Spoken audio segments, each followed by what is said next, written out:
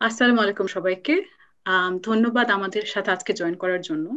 আমরা এখন শুরু করছি YPF looking back lessons from the past, আমাদের inaugural episode with a very esteemed panel. আমাদের এপিসোডটা মূলত আজকে নেওয়া হচ্ছে বিকজ আমরা জানি যে ইতিহাস কখনোই আম, আটকে থাকে না। ইতিহাস বারবার রিপিট হতে থাকে এবং আমরা যদি ইতিহাস থেকে কিছু না শিখতে পারি, সেটাই আমাদের মূল মূল ডিসঅ্যাপয়েন্টমেন্ট হবে বা ফেলিয়ার হবে। তাই আমাদের এই IPF looking back lessons from the past, আমাদের আজকের দিনের প্যানেলিস্ট আমি ইন্ট্রোডিউস করব। আমাদের প্রথম এপিসোডের জন্য আমাদের প্যানেলিস্ট আছেন হচ্ছেন গিয়ে আহমেদ হাসান, ডক্টর আহমেদ হাসান, ডক্টর মঞ্জুর ডক্টর মঞ্জুরুর হোসেন এবং শফিকুর রহমান, মিস্টার শফিকুর রহমান। আমি ওদের ডিটেল ইন্ট্রোডাকশন একটু পরে দিচ্ছি। আমাদের স্ট্রাকচারটা আজকের জন্য হচ্ছে কি, আমরা প্রথমত আহ, একটা প্রেজেন্টেশন থাকবে আমাদের ওয়াইপিএফ প্রেজেন্টার্স থেকে, ওয়াইপিএফ হিস্ট্রি টিম থেকে। তারপর আমরা কোয়েশ্চেন আনসার সেশনে চলে যাব আমাদের স্টিম প্যানেলের সাথে। এবং লাস্টলি আমরা কয়েকটা লেসন্স কোলেক্ট করবো, যেটা হচ্ছে আমাদের YPF looking back lessons from the পাস্টের মেইন থিম। যে আমরা যেই ওয়েবিনারই হবে না কেন, সেই ওয়েবিনার থেকে আমাদের কিছু লেসন্স আসবে এবং সেই লেসন্স গুলো আমাদেরকে আসলে ইন্সপায়ার করবে। সেই লেসন্স গুলো আমরা পরে পাবলিশ করবো এবং সবার সাথে শেয়ার করবো, যাতে আমাদের পার্টিসিপেন্টরা সবাই জানতে পারে আমরা কিভাবে এই অ্যাসপেক্টে জানতে পারছি। তো আমাদের এই এপিসোডটা প্রাইমারিলি হচ্ছে গিয়ে lessons from East Asia, the East Asian miracle. আর আমরা এটা জানতে পারছি যে আমাদের এই পর্যায়ে এটা খুবই ইন্টারেস্টিং একটা situation. East Asian democracies were also facing a crisis when they suddenly took control of that situation and were able to go above it. And we too are facing a crisis in many aspects. আমাদের pandemic থেকে শুরু করে আমাদের economically, and আমাদের এই lessons থেকে আমরা অনেক কিছু ড্র করতে পারি, যেটাতে আমাদের হেল্প করবে। আমাদের সেকেন্ড এপিসোড, যেটা এক সপ্তাহ পরে হবে, সেটা হচ্ছে গিয়ে leadership lessons from war time government. যেটা আমাদেরকে শেখাবে ক্রাইসিস সিচুয়েশন এবং governance and foreign policy within that framework. So, all in all, we're very happy to launch Lessons from the Past, and looking back on it. So, thank you so much, everyone, for being here. আমি যদি আমাদের panelist থেকে একটু শুরু করি introduction. আমাদের সাথে আছেন ডক্টর আহমেদ হাসান। তিনি হচ্ছেন কি director, policy research institute Bangladesh. He has been doing research on Bangladesh's regional development, economic geography, recent economic developments, and lessons of East Asian development experience. উনি লিড ইকোনমিস্ট ছিলেন at ওয়ার্ল্ড ব্যাংক। প্রায় 20 বছর ধরে experience আছে ওনার in leading policy dialogue with governments, multi-sectoral World Bank teams, development policy lending operations, technical assistance projects, research and economic reports, and fee-based advisory services in Africa, East Asia, and South Asia. He has led World Bank teams in providing support requested by the governments of Japan and the United States, in carrying out Asia-Pacific Economic Cooperation annual programs of 2010-11.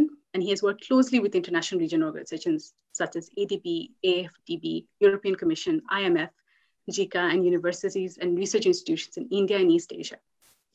Thank you so much, Ahmed Hassan, for being with us. Dr. Mansoor Hussain, আমাদের সাথে আছেন। He is a leading economist and senior research fellow at Bangladesh Institute of Development Studies. He obtained his PhD in international economics, and MA in public policy from the National Graduate Institute of Policy Studies, Tokyo. উনি consultant হিসেবে UNDP তে কাজ করেছেন, ADB তে কাজ করেছেন, UNCTAD, EU, International Growth Center, London School of Economics, এবং উনি অনেক অর্গানাইজেশনের সাথে অ্যাসেসমেন্টস এন্ড ইম্প্যাক্ট ইভ্যালুয়েশন করেছেন, such as UNDP, World Bank, European Union, Bangladesh Bank, USAID, and the government of Japan.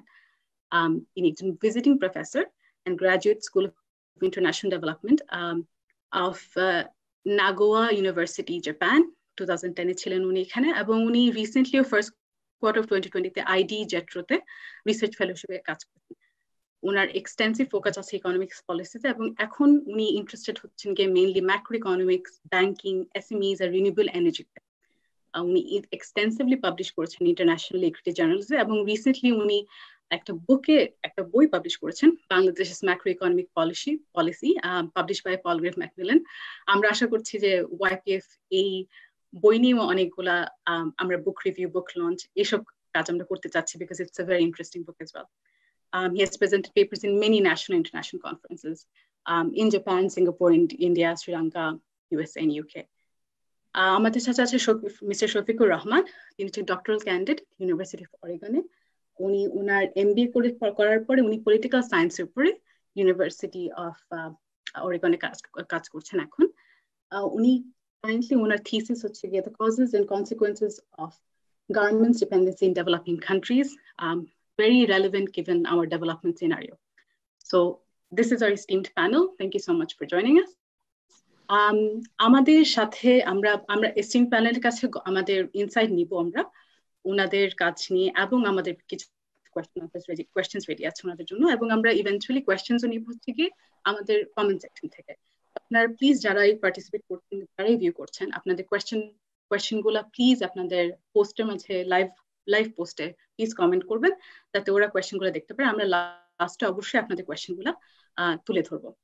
আমাদের টিম থেকে দুজন প্রেজেন্টার আজকে আছে। এখন ওরা এই আমাদের এই স্টেজের যে মিরাকলটা এটা একটু প্রেজেন্ট করবে, যাতে সবার একটু কনটেক্সট বিল্ডিং হয়। Nuzhat Zahra is a third year student of anthropology at University of Dhaka. সে একটা ডেডিকেটেড ইয়াং রিসার্চার ওয়াইপিএফ এ। সে সোশ্যাল প্রোটেকশন সাইডেও কাজ করেছিল ন্যাশনাল বাজেটে, যখন আমাদের বাজেট 2020 ডায়ালগ লঞ্চ করা হয়, যেটাতে আপনারা সবাই অংশগ্রহণ করেছেন। And she has presented her findings to ministers and experts, and today she is in that role again. Shahminaz Chaudhary is a fourth year student of Peace and Conflict Studies at the University of Dhaka. He is here and has been here for a while in YPF, has been a very strong and important contributor to the policy lead of research. He led the YPF History Initiative and is also part of the upcoming Foreign Policy Reformation Dialogue. So we have two very bright young people who have led YPF through a lot, and they're going to present short 10-minute review of our presentation. Hope everyone is with us so far. Without further ado, Diana and Minhaj, please. Thank you so much, Mastura Apu, for this very kind introduction. Assalamu alaikum to all the esteemed panelists and our dear audience. ইতিহাস নিয়ে YPF এর যে নতুন আয়োজন YPF looking back, তার প্রথম পর্ব এবং প্রথম প্রেজেন্টেশনে আপনাদের সবাইকে অনেক অনেক স্বাগত। তো প্রথম প্রেজেন্টেশনটা আমাদের ইস্ট এশিয়ান মিরাকল নিয়ে। তো আপু আমাদের দুইজন প্রেজেন্টারকে পরিচয় করিয়ে দিয়েছেন, এবং প্রেজেন্টেশনে যাওয়ার আগে আমরা রিসার্চ টিমটাকে নিয়ে আরেকটু কথা বলি। রিসার্চ টিমে আমাদের সাথে আরো ছিল আবরার রশিদ, তিনি ঢাকা ইউনিভার্সিটিতে ব্যাংকিং এন্ড ইন্স্যুরেন্সে পড়াশোনা করছেন, এবং অরিন হাসান নোভা। তো এই পুরো রিসার্চ টিমের প্রায় 2 সপ্তাহের কাজেরই ফল হচ্ছে আজকের এই ওয়েবিনার। তো এখন আমি প্রেজেন্টেশনে চলে যাচ্ছি। তো মিরাকলটা বুঝতে হলে এটি কেন মিরাকল, আমাদের ফার্স্টে দেখতে হবে যে মিরাকলের আগে এশিয়ার অবস্থাটা কেমন ছিল। তো এই জন্য আমরা দেখব পূর্ব এশিয়ার 1950-60s এর পরিস্থিতিটা। প্রথমে আমরা দেখি তাদের রাজনৈতিক এবং সামাজিক পরিস্থিতিটা। সেখানে আমরা দেখব এই দেশগুলোর ছিল কলোনিয়াল পাস্ট, ঔপনিবেশিক পাস্ট, এবং সেটা লেগেসি। এবং আরেকটি বড় ক্ষেত্র ছিল যে এই দেশগুলো কোল্ড ওয়ার বা স্নায়ু যুদ্ধের প্রক্সি ক্ষেত্র ছিল, বা প্রক্সি যুদ্ধের ক্ষেত্র ছিল। এরপর আমরা আরো যদি দেখি তাদের ইন্টারনাল রাজনৈতিক ক্ষেত্রগুলো, সেখানে আমরা দেখবো তাদের রাজনৈতিক অস্থিতিশীলতা অনেক বেশি ছিল। সেখানে পাল্টা অভ্যুত্থানের অনেকবার আমরা দেখেছি, যেটি হয়েছে কোরিয়াতে। এছাড়াও অনেক দীর্ঘ সময় ধরে সেখানে মিলিটারি রেজিম ছিল এবং ফ্র্যাকচার ডেমোক্রেসি ছিল এরকম অনেকগুলো দেশে। এখন আমরা দেখি এ সকল দেশের অর্থনৈতিক সাইডটা নিয়ে। অর্থনৈতিক সাইডে আমরা দেখবো এই দেশগুলো ছিল মূলত অ্যাগ্রারিয়ান দেশ বা কৃষি প্রধান দেশ, যারা ফিশিং এর উপর অনেক ডিপেন্ডেন্ট ছিল। এই দেশগুলোতে তেমন ইন্ডাস্ট্রিয়ালাইজেশন ছিল না, এবং ন্যাচারাল রিসোর্সও তেমন ছিল না, যেটা আমরা দেখতে পারি যে 70-80 দশকে অনেক দেশ পেট্রোলিয়াম বা এই ধরনের ন্যাচারাল রিসোর্স আবিষ্কারের ফলে হঠাৎ করে ধনী হয়ে ওঠে, সেরকম তাদের মধ্যে কিছু ছিল না, এবং এই সকল দেশ অনেক বেশি ফরেন এইডের উপর ডিপেন্ডেন্ট ছিল। অর্থাৎ আমরা দেখতে পারি যে সম্পূর্ণ পরিস্থিতি নিয়ে 50-এর দশকে এই দেশগুলো আসলে সাব সাহারান আফ্রিকার 2/3 দেশের চেয়ে খারাপ অবস্থানে ছিল। কিন্তু মাত্র এক প্রজন্মের মধ্যে এই দেশগুলো, পরের স্লাইডে আমরা দেখতে পারবো, এবং মাত্র এক প্রজন্মের মধ্যেই তারা অত্যন্ত ধনী এবং সারা বিশ্বের সবচেয়ে প্রসপারাস সোসাইটি গুলোর একটিতে পরিণত হয়। তো কেন এটাকে মিরাকল বলা হচ্ছে?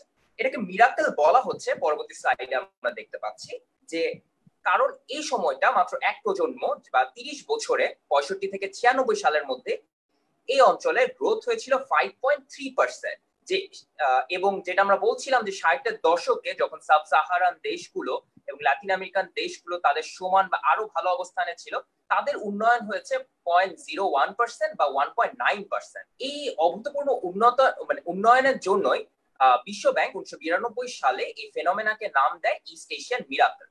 এবং এই ইস্ট এশিয়ান মিরাকল মূলত 8টা দেশের জন্য হয়েছিল। এই 8টা দেশের নাম আমরা দেখতে পাচ্ছি: south Korea, Singapore, Taiwan, Hong Kong, Philippines, Malaysia, Indonesia এবং এর পরের স্লাইডে আমরা দেখতে পারবো যে এর মধ্যে টপ যে 4টি দেশ রয়েছে তাদেরকে বলা হয় দি টাইগার ইকোনমি। দেশগুলো হলো South Korea, Singapore, Taiwan and Hong Kong. এগুলো নিয়ে আমরা একটি ইনফোগ্রাফিক বানিয়েছি, কালকে আমাদের পেজে পোস্ট হয়েছিল। এখন আমাদের প্রশ্ন হলো যে আপনারা জানলেন যে মিরাকেলের পূর্বে এই দেশগুলোর অবস্থান কেমন ছিল এবং মিরাকেলটা আসলে কি ছিল। এখন প্রশ্ন আসে যে মিরাকেলটা আসলে কেন হলো বা কিভাবে হলো, how did they go from here to there. এবং এই পার্টটা আসলে প্রেজেন্ট করবে আমাদের co anchor Nuzhat Zahra. Thank you, Minas Bhaiya, for giving me the floor. বেশিরভাগ ফান্ডামেন্টাল ইকোনমিস্ট মনে করে যে ইস্ট এশিয়াতে এই মিরাকলটি উপযুক্ত ইকোনমিক পলিসির কারণে সম্ভব হয়েছে। এই কান্ট্রিগুলোর মধ্যে দেখা যায় যে 1960 সাল থেকে ল্যাটিন আমেরিকা এবং সাউথ এশিয়াতে 3 গুণ এবং সাব সাহারান আফ্রিকান দেশগুলোর থেকে প্রায় 5 গুণ ইকোনমিক্যালি ডেভেলপ করেছে। আমরা পরের স্লাইডে দেখতে পাচ্ছি যে ওয়ার্ল্ড ব্যাংকের রিপোর্ট অনুযায়ী যে অর্থনৈতিক উন্নতির স্বর্ণশিখরে পৌঁছানোর পরেও এই দেশগুলোর মধ্যে আয় অসমতা তুলনামূলক কম লক্ষ্য করা যায়। এছাড়াও দেখা যাচ্ছে যে এই দেশগুলোর মধ্যে লাইফ এক্সপেক্টেন্সি গত 1960 সাল থেকে 56 বছর থেকে 71 বছর বৃদ্ধি পেয়েছে এবং সাথে মানব কল্যাণ চমকপ্রদ উন্নত হয়েছে।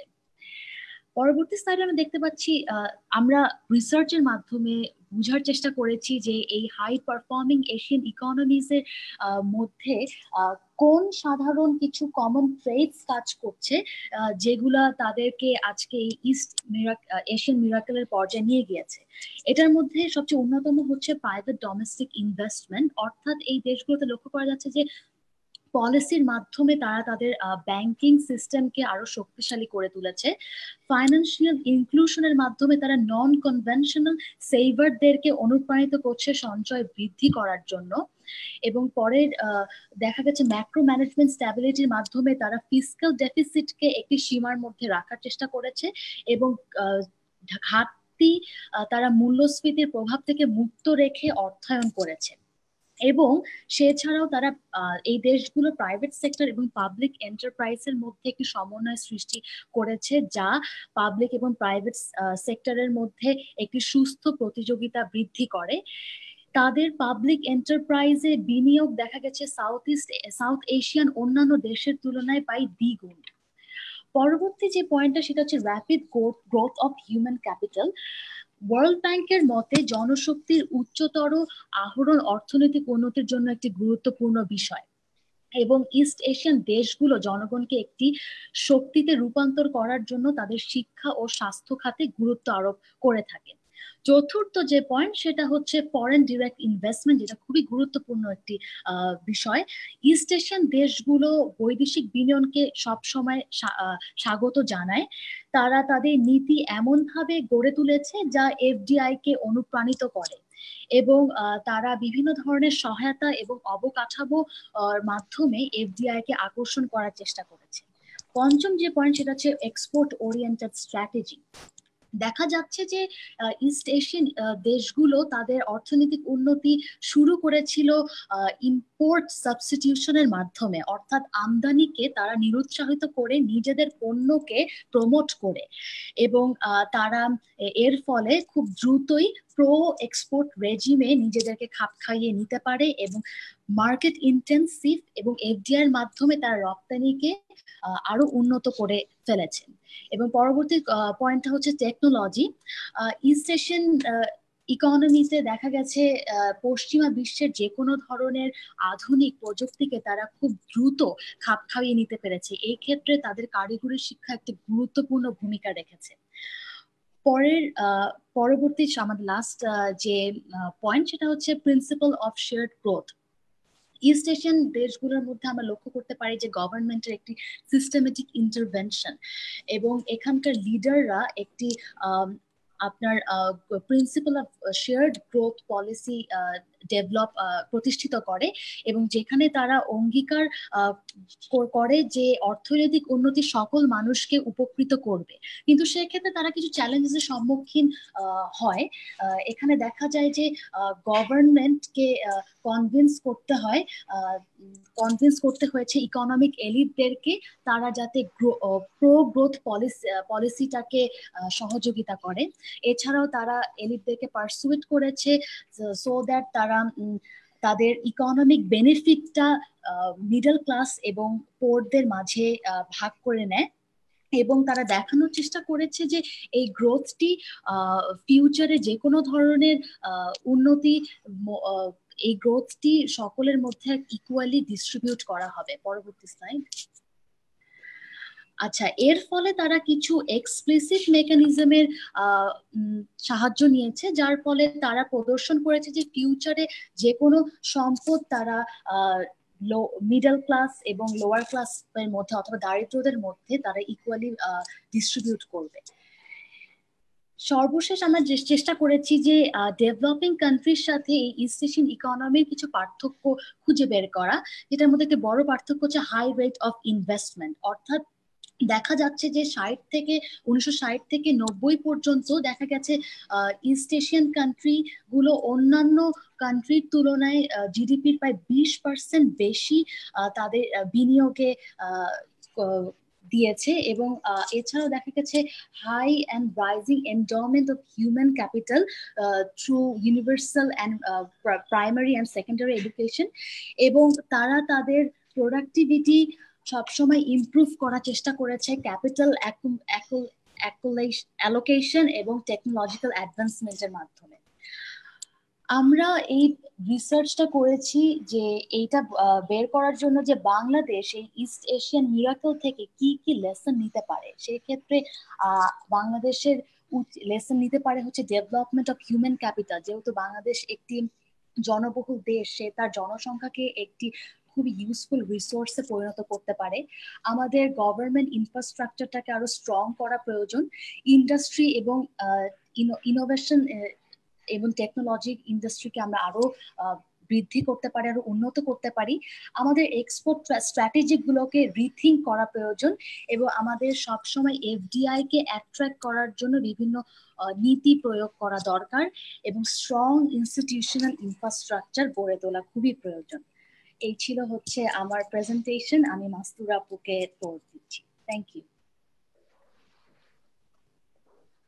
Thank you so much presenters. খুবই দারুণ একটি প্রেজেন্টেশন হলো। আমি অ্যাকচুয়ালি নিজে না বলি, আপনাদের কাছে এখন প্যানেলের কাছে আমি দিয়ে দিব আপনাদের ভিউ পয়েন্ট শেয়ার করার জন্য। আমার যে স্পেসিফিক কোয়েশ্চেনটা আপনাদের জন্য প্রথমেই আছে, যেটা absolutely related to the presentation we just hard, সেটা হচ্ছে গিয়ে যে আপনাদের মতে ইস্ট এশিয়ান মিরাকলটার কোন কারণে অ্যাকচুয়ালি পসিবল এবং সাস্টেনেবল হয়েছে? কারণ অফকোর্স তারা একটা হাই গ্রোথ রেট দিয়ে গেছে, কিন্তু এখন তারা একটা সাস্টেনেবলও করতে পেরেছে এবং there must be something that was key to it. আমাদের টিম অলরেডি কয়েকটি হাইলাইট দিয়েছে, কয়েকটি lessons from macroeconomic perspective, big governance, private sector players, to human capital investment এবং even culture. So আপনাদের মতে কোন জিনিসটা সবচেয়ে প্রাথমিক এবং সবচেয়ে বেশি ইম্পর্টেন্ট ছিল for this miracle to happen? এবং আপনাদের যদি অন্য কোনো opinion থাকে about the presentation in general, 2 থেকে 3 মিনিটের মাঝে আপনাদের শুরু করলে ভালো হয়। ডক্টর আহসান, আপনি যদি শুরু করতে পারতেন খুবই খুশি হতাম। Thank you. ধন্যবাদ। প্রথমত খুবই সুন্দর প্রেজেন্টেশন, আর আমি YPF কে আমি কি বলবো, আমি প্রশংসা করছি ইতিহাসের দিকে তাকার এই উদ্যোগটা নেওয়া খুব প্রয়োজনীয়। এটা এখন আমি বলবো যে আমেরিকান গ্রাজুয়েট স্কুলে একটা দুঃখজনক দিক হচ্ছে যে ইতিহাস আরো চলে গেছে। এখানে ইতিহাস আরো গুরুত্বপূর্ণ হওয়া উচিত, তবে গবেষণার ক্ষেত্রে ইতিহাসের গুরুত্ব এখন বাড়ছে ক্রমশই। আমি একটা উদাহরণ যদি দিই, যে ওই 2008-9 সালের যে আমরা যে বিশাল রিসেশন যেটা ছিল, একটা কারণ যে এখানে ফেডারেল রিজার্ভের গভর্নর ওয়েন বার্নহার্টকে তুমুল লড়াই করে আবার অর্থনীতিকে উদ্ধার করতে পেরেছিল, কারণ সে ছিল ইতিহাসের ছাত্র। কারণ সে গ্রেট ডিপ্রেশনের হিস্ট্রির উপরে তার ছিল মেন রিসার্চের কাজ। সেই কারণে ও যতখানি গুরুত্ব নিয়ে লড়াই করতে পেরেছিল অন্য কেউ হয়তো পারতো না। তাদের শুধুমাত্র টেকনিক্যাল ট্রেনিং, সেটা আমার একটা ভিউ পয়েন্ট, বাট আমার মনে হয় সেই জন্য প্রথমত সবাইকে প্রশংসা করছি জন্য। এবং দ্বিতীয়ত আমি বলবো যে খুব সুন্দর প্রেজেন্টেশন, মূল পয়েন্টস গুলি চলে এসছে। তবে এই তোমার প্রশ্নটা খুব গুরুত্বপূর্ণ। এক অর্থে যে একটা ভালো কিছু পলিসিস ছিল, হ্যাঁ, আমি ওখানে হয়তো দু একটা আমি যোগ করতে পারি। আমি বলবো যে শুধুমাত্র পাবলিক সেক্টর এন্টারপ্রাইজেস না, পাবলিক ইনভেস্টমেন্টস, ইনফ্রাস্ট্রাকচার, নগরায়ন, এইগুলি গুরুত্বপূর্ণ। আর আমি এফডিআই আর এক্সপোর্টস কে একসঙ্গে আমি যদি ধরি, আমি বিশ্বায়নকে ওরা জড়িয়ে দেব। শুধুমাত্র বিশ্বায়নকে না, তাদের ওই রিজিওনাল ইন্টিগ্রেশন, ওটাও কিন্তু ওদের একটা বড় একটা ফ্যাক্টর। ওদের ইন্টারনাল ট্রেড খুবই হাই লেভেলে। আসিয়ানরা 25% ট্রেড করে নিজেদের মধ্যে। ওরা এপেক রিজন ধরি তাহলে 40-50% ট্রেড নিজেদের মধ্যে হয়। প্রচন্ড বিনিয়োগ নিজেদের মধ্যে হয়। রিজিওনাল ইন্টিগ্রেশনটাও গুরুত্বপূর্ণ ব্যাপার ছিল, যেটা আমরা এখন জানি যে এখনো জিওগ্রাফিক্যাল কন্টিগুইটি, যে পাশাপাশি থাকলে পরে ব্যবসা বাণিজ্য আমেরিকা কানাডার মধ্যে প্রচুর ব্যাপার, যেটাকে গ্র্যাভিটি বটল দিয়ে ক্লোজনেসটা ইজ ভেরি ইম্পর্টেন্ট। ইউরোপের মধ্যে প্রচুর ব্যবসা হয়, একইভাবে ইস্ট এশিয়ার সাথে করতে পেরেছিল।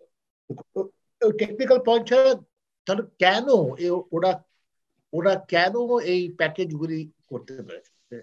এর পিছনে ঐতিহাসিক বা রাজনৈতিক কি কারণ ছিল যে তারা এই সুন্দর প্যাকেজটা, শেয়ার্ড গ্রোথ সবাই বলে এটা, এবং আমাদের একটা মন্ত্রের মতো আছে সবার কাছে, যে ওরা করেছিল। কেন করেছিল?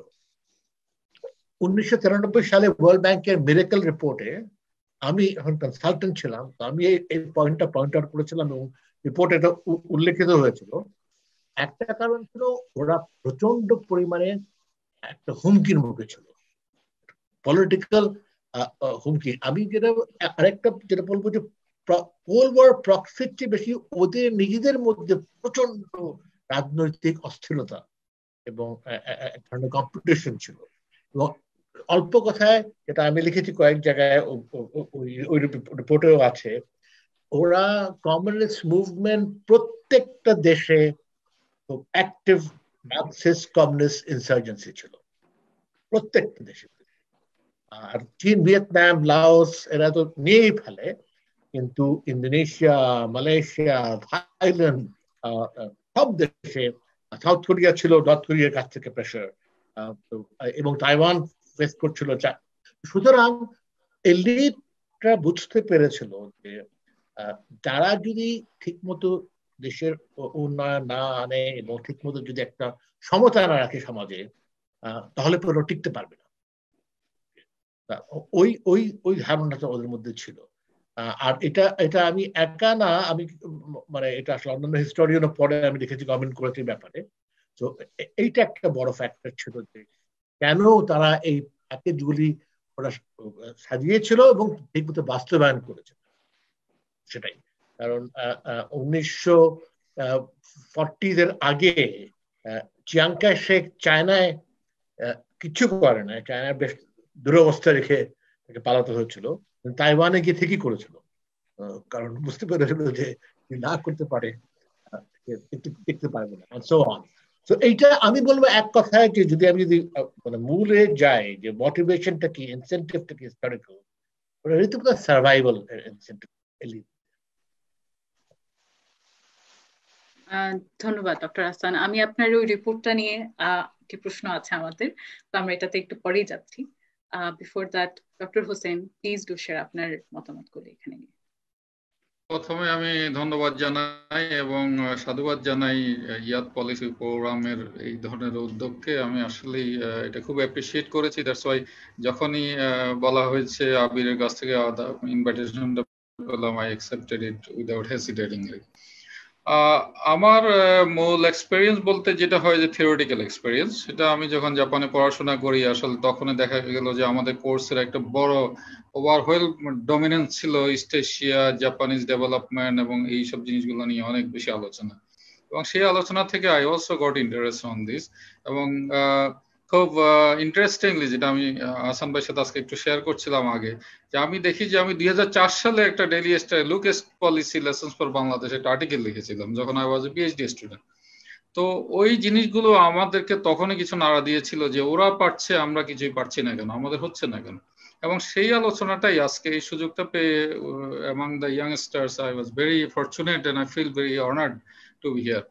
আমি বলতে চাই যে আসলে ইস্ট এশিয়ার যে মিরাকল, এটা নিয়ে অনেক লেখালেখি হয়েছে।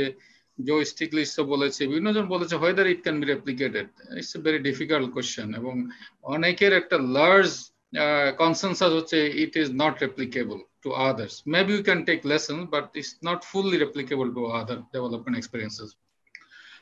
আমার যে পার্সোনাল ভিউ, এবং ইটস অলসো কোইনসাইডস উইথ আদার্স, যেটা হচ্ছে আমি ইস্ট এশিয়ার যে ডেভেলপমেন্ট, মিরাকুলাস ডেভেলপমেন্ট, এটার মেইন আর্কিটেক্ট হচ্ছে জাপান, এটাকে অস্বীকার করা যাবে না। জাপানের যখন আমি বলতে চাই যে আমাদেরকে আসলে প্রসেসটা আগে দেখা দরকার কিভাবে হলো, সেটা আমি একটু বলতে চাচ্ছি। যখন পোস্ট ওয়ার্ল্ড ওয়ার 2 হলো, জাপান কিন্তু খুব কুইকলি তারা রিকভার করা শুরু করলো, এবং তাদের সেভিংস রেট অনেক হাই ছিল, ইনভেস্টমেন্ট ইন হিউম্যান ক্যাপিটাল অনেক বেশি ছিল, এবং সেই জাপানের যে একটা কিছু তাদের তো একটা কালচারাল একটা ডিফারেন্স আছে, তারা একটা গ্রুপ বেসড ডিসিশন মেকিং করে। তারপরে যেটা দেখা গেল যে তাদের কিছু কংগ্লোমার বিজনেস গ্রুপ ছিল যেগুলোকে বিফোর ওয়ার্ল্ড ওয়ার 2 বলতো যে জাইবাসু, পরবর্তী কেইরিসু বলে, সেগুলোকে দেওয়া হলো। তো এট দ্য সেম টাইম যেটা প্রায় সবাই একমত হয়েছে, Japanese bureaucracy played a very important role for the development, যেটা মিটি বলা হয়, ministry of international trade and investment. এবং সেই ব্যুরোক্রেসি, এফিশিয়েন্ট ব্যুরোক্রেসি, সেটা আমাদের মতো সেই কলোনিয়াল based bureaucracy না, there is a more development oriented bureaucracy ছিল, যারা খুব স্ট্রংলি সাপোর্ট করেছে তাদের ডেভেলপমেন্ট প্রসেসটা। যেটা বলে সনি বা অন্যান্য যে বড় বড় কোম্পানি, সেখানে মেটির একটা বড় ভূমিকা ছিল, যেটা Charles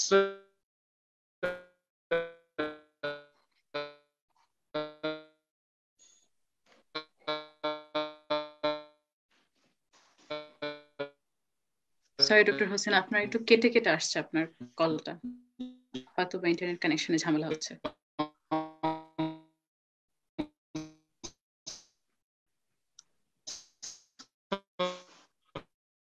Apologies for the technical difficulty. Doctor Hossain, আপনি কি you can see যে আমি মনে করি যে ইস্ট এশিয়ার সেখান থেকে শুরু হয়ে জাপান, কেন আমি বললাম যে জাপান,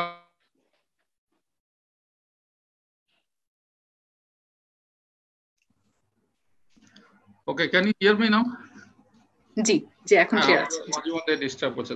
তো যেটা হলো যে জাপান তখন তাদেরকে এই ইস্ট এশিয়াকে কিন্তু বিভিন্নভাবে সহায়তা করেছে, not only FDA, technological know how, technical assistance, বিভিন্ন ধরনের। এটার কারণ কি, সেটাও একটা আমার মনে তখন প্রশ্ন আসতো, জাপান কেন শুধুমাত্র এই কিছু দেশকেই তাদেরকে সাপোর্ট দেয়, হয় না সাউথ এশিয়া, হয় নট আদার কান্ট্রি, অন্যান্য দেশে গিয়েছে but not in that way. জাপানকে মনে হয় যেন East Asian country they are very close to their heart. তার একটা কারণ যেটা বিভিন্ন আলোচনায় বা গবেষণায় এসেছে, একটা হচ্ছে কালচারাল একটা ডিফারেন্সটা ভেরি ন্যারো আর কি, এই ইস্ট এশিয়ান কান্ট্রিজ এবং জাপানিজদের মধ্যে, তাদের ফুড হ্যাবিট হোক, তাদের অন্যান্য কালচারে হোক, সেগুলোর কারণে তারা feel very comfortable with East Asia. আরেকটা হচ্ছে ইস্ট এশিয়ার এবং যে even bureaucracy, East Asian bureaucracy is also very similar to Japanese, এবং তারা সে development oriented bureaucracy, efficient bureaucracy, they are not colonial minded like this. এগুলো একটা বড় ভূমিকা পালন করে, যার পরে এবং একটা সোশ্যাল ডাইনামিজমও কাজ করেছে ওখানে। কারণ হচ্ছে যখন জাপানের পরে আসলো নিউলি ইন্ডাস্ট্রিয়ালাইজ ইকোনমি, 4টা দেশ, তাইওয়ান, সিঙ্গাপুর, হংকং এবং এরা, তারপরে আসলো যে আরো 7টা বোধহয়, 7 4 11, হ্যাঁ সেটাতে, তারপরে ভিয়েতনামের লেট কামাররা। তো এটাকে যে আকামাতসুসে ফ্লাইং গেজ প্যাটার্ন বলা হলো, সেটাও একটা কারণ হচ্ছে যে তারা একটা সোশ্যাল প্রেশার ফিল করেছে যে হ্যাঁ ওরা আমার সাথে এগিয়ে যাচ্ছে, আমাকেও যেতে হবে। তারা অন্যটা ভাবেননি যে সে যেদিকে যাবে যাক, আমরা আমাদের মতো চলবো, এজ লাইক এজ আওয়ার্স, আমরা বাংলাদেশ বা অন্যান্য সাউথ এশিয়া সেরকম না। তাদের মধ্যে একটা সোশ্যাল প্রেশার কাজ করেছে যে এরা যাচ্ছে আমরাও যাব। আরেকটা যেটা ইম্পর্টেন্ট ইস্যুস ছিল, এই ইস্ট এশিয়ান কান্ট্রিগুলো জাপান থেকে যে জিনিসটা আবার পেয়েছে সেটা হচ্ছে জাপানিজ যে মিটির কথা বললাম, তারা কিন্তু ইনভেস্টমেন্টটা খুব সিলেক্টিভ ইনভেস্টমেন্টের প্রতি, ইন্টারভেনশনিস্ট স্টেটে যেরকম হয় তারা কিন্তু রিয়েল এস্টেটে খুব বেশি ইনভেস্ট করতে দেয়নি, তারা কিন্তু সিলেক্ট করে দিয়েছে 4টা এরিয়াতে, স্টিল, ইলেকট্রিক অ্যান্ড ইলেকট্রনিক্স, তারপর শিপ আর একটা কোল সম্ভবত এরকম। তো যার কারণে তারা খুব হাইটেক ইনভেস্টমেন্টের দিকে তারা কিন্তু খুব, এই ব্যুরোক্রেসি কিন্তু তাদেরকে মোটিভেট করেছে যে ইনভেস্টমেন্ট গুলো যেন। ঠিক similar pattern we see in case of east Asian countries. East Asian countries গুলো তো দেখা গেলো তারা সাউথ কোরিয়া যে শেবল আছে বা অন্যান্য যেগুলো, তাদেরকেও কিন্তু বলা হলো যে তোমরা এই জায়গাগুলোতে ইনভেস্ট করলে তারা অনেক ইনসেন্টিভ দিল তাদেরকে অনেক ধরনের। তো এটা একটা ইন্টারভেনশনিস্ট স্টেট হলো, there were some disciplines in subsidies and other things, যেটা খুব ইম্পর্টেন্ট। এবং governance issue definitely you have raise this issue. আমার মনে করি যে সেই জায়গাটাই আসে যে এই সব দেশগুলোতে ডিক্টেটররা বহুদিন যাবত ডিক্টেট করে গেছে, ডিক্টেটরশিপ ছিল, but how this countries would overcome this kind of obstacles and other, সেটাকে বলা হয় যে, অনেকে বলে যে এই ইস্ট এশিয়ান ডিক্টেটরশিপ গুলোর মেজরিটি ছিল বেনেভোলেন্ট ডিক্টেটর। তাদেরকে বলা, they love their country, they were patriotic, and they took the decision that can take their countries ahead of us. সুতরাং এই benevolent dictatorship, interventionist state, FDI support from Japan, and within their countries, their governance system, rules of law, এই জিনিসগুলো ensure করার ফলে যেটা হয়েছে এই দেশগুলোর অনেক এই মিরাকুলাস কিছু ডেভেলপমেন্টের দিকে গিয়েছে। What you have discuss, those are the outcome, যে সেভিংস রেট অনেক হাই, গ্রোথ রেট অনেক হাই হয়েছে, অন্যান্য বিষয়গুলো। বাট আমার কাছে মনে হয় যে এই যে প্রসেসটা বোঝা যে এইসব দেশে কেন তাদের ডেভেলপমেন্ট হলো, সেটা কি এখন আমরা রেপ্লিকেট করতে পারি কিনা, দ্যাটস অ্যানাদার ইস্যু। সেখানে ইউ ক্যান সি যে তাদের ট্যাক্স রেট অনেক কম ছিল। So what has happened? The savings, private saving increase, and at the same time private investment increase.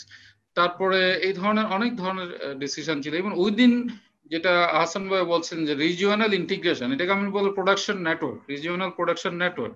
তারা একটা দেশ, তাদের মধ্যে একটা মানুষ মানে একটা মেলবন্ধন আছে এই দেশগুলোর মধ্যে, তাদের মধ্যে আমাদের মধ্যে সারাক্ষণ ঝগড়াঝাটির মধ্যে নাই। তারা কিন্তু they are supporting each other. Malaysia সিঙ্গাপুরকে, সিঙ্গাপুর তাইওয়ানকে, তাইওয়ান হংকংকে, যে এইভাবে করে তারা হয়তো একটা দেশ কম্পিউটার চিপ বানাচ্ছে, আর একটা দেশ হয়তো আরেকটা পার্টস বানাচ্ছে। So they are trying to take the advantage, comparative advantage of themselves, যাতে করে তাদের যে ডেভেলপমেন্ট প্রসেসটাকে তারা একটা পর্যায়ে নিয়ে গেছে। তা আমি এই পর্যায়ে এটুকু বলে শেষ করবো, তারপরে হয়তো আমি কনক্লুশন ড্র করবো লেটার। Thank you. ধন্যবাদ ডক্টর হোসেন। অবশ্যই আমাদের ফর এক্সাম্পল হংকং এর ট্যাক্স রেট থেকে শুরু করে government system of Singapore for example, অনেক ডিফারেন্সিয়েশন আছে অফ হোয়াট কন্ট্রিবিউটেড, এবং আমাদের দেখা যায় যে এই সবগুলো ইম্প্যাক্ট আসলে একসাথে মিলে আমাদের ইস্ট এশিয়ান মিরাকলটা ক্রিয়েট করেছে। এবং thank you so much for giving that insight. আমরা এগুলোতে আরো ইন ডেপথ কিছু কোয়েশ্চেন আছে, আপনারা অবশ্যই আমাদেরকে এইসব ইনসাইট গুলো আরেকটু দিয়ে আমাদেরকে হেল্প করবেন two draw the lessons from the past. Mister Rahman, please আপনি একটু জয়েন করুন আমাদের সাথে।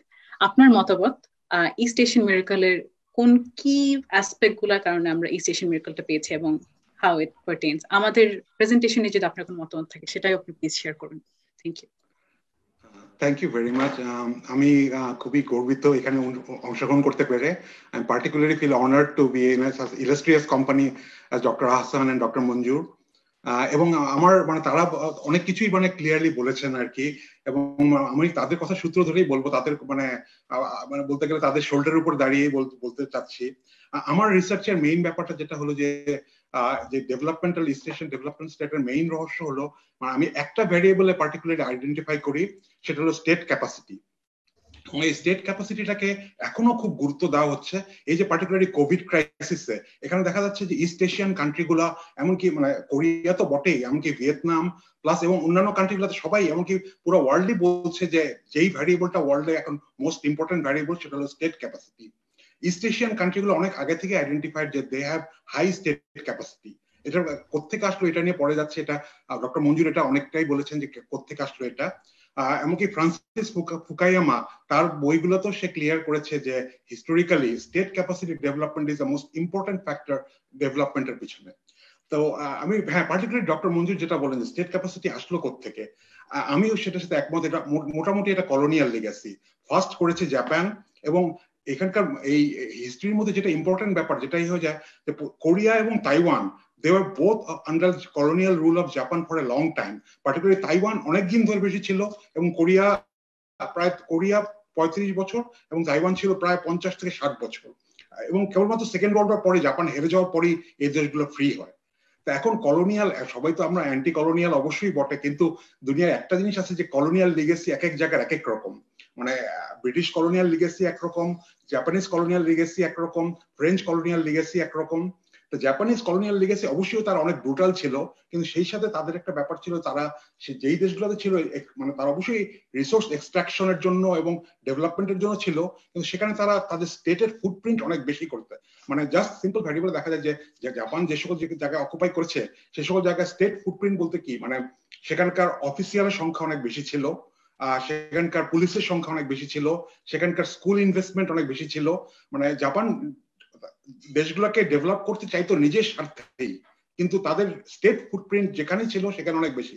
এবং ব্রিটিশ কলোনিয়াল লিগেসি কিন্তু এরকম না। আমরা যে আগে পড়েছি যে ব্রিটিশরা মাত্র 30,000 ব্রিটিশ দিয়ে 30 কোটি ইন্ডিয়াকে শাসন করেছে। হ্যাঁ, এটা একটা তাদের একটা ক্রেডিট যে তারা খুব কম ফুটপ্রিন্ট দিয়ে বড় একটা দেশ করতে পারে। বাট এটা কিন্তু সবাই বলে যে ব্রিটিশরা যেখানে ছিল সেখানে স্টেট ক্যাপাসিটি কিন্তু অত ডেভেলপ করেনি।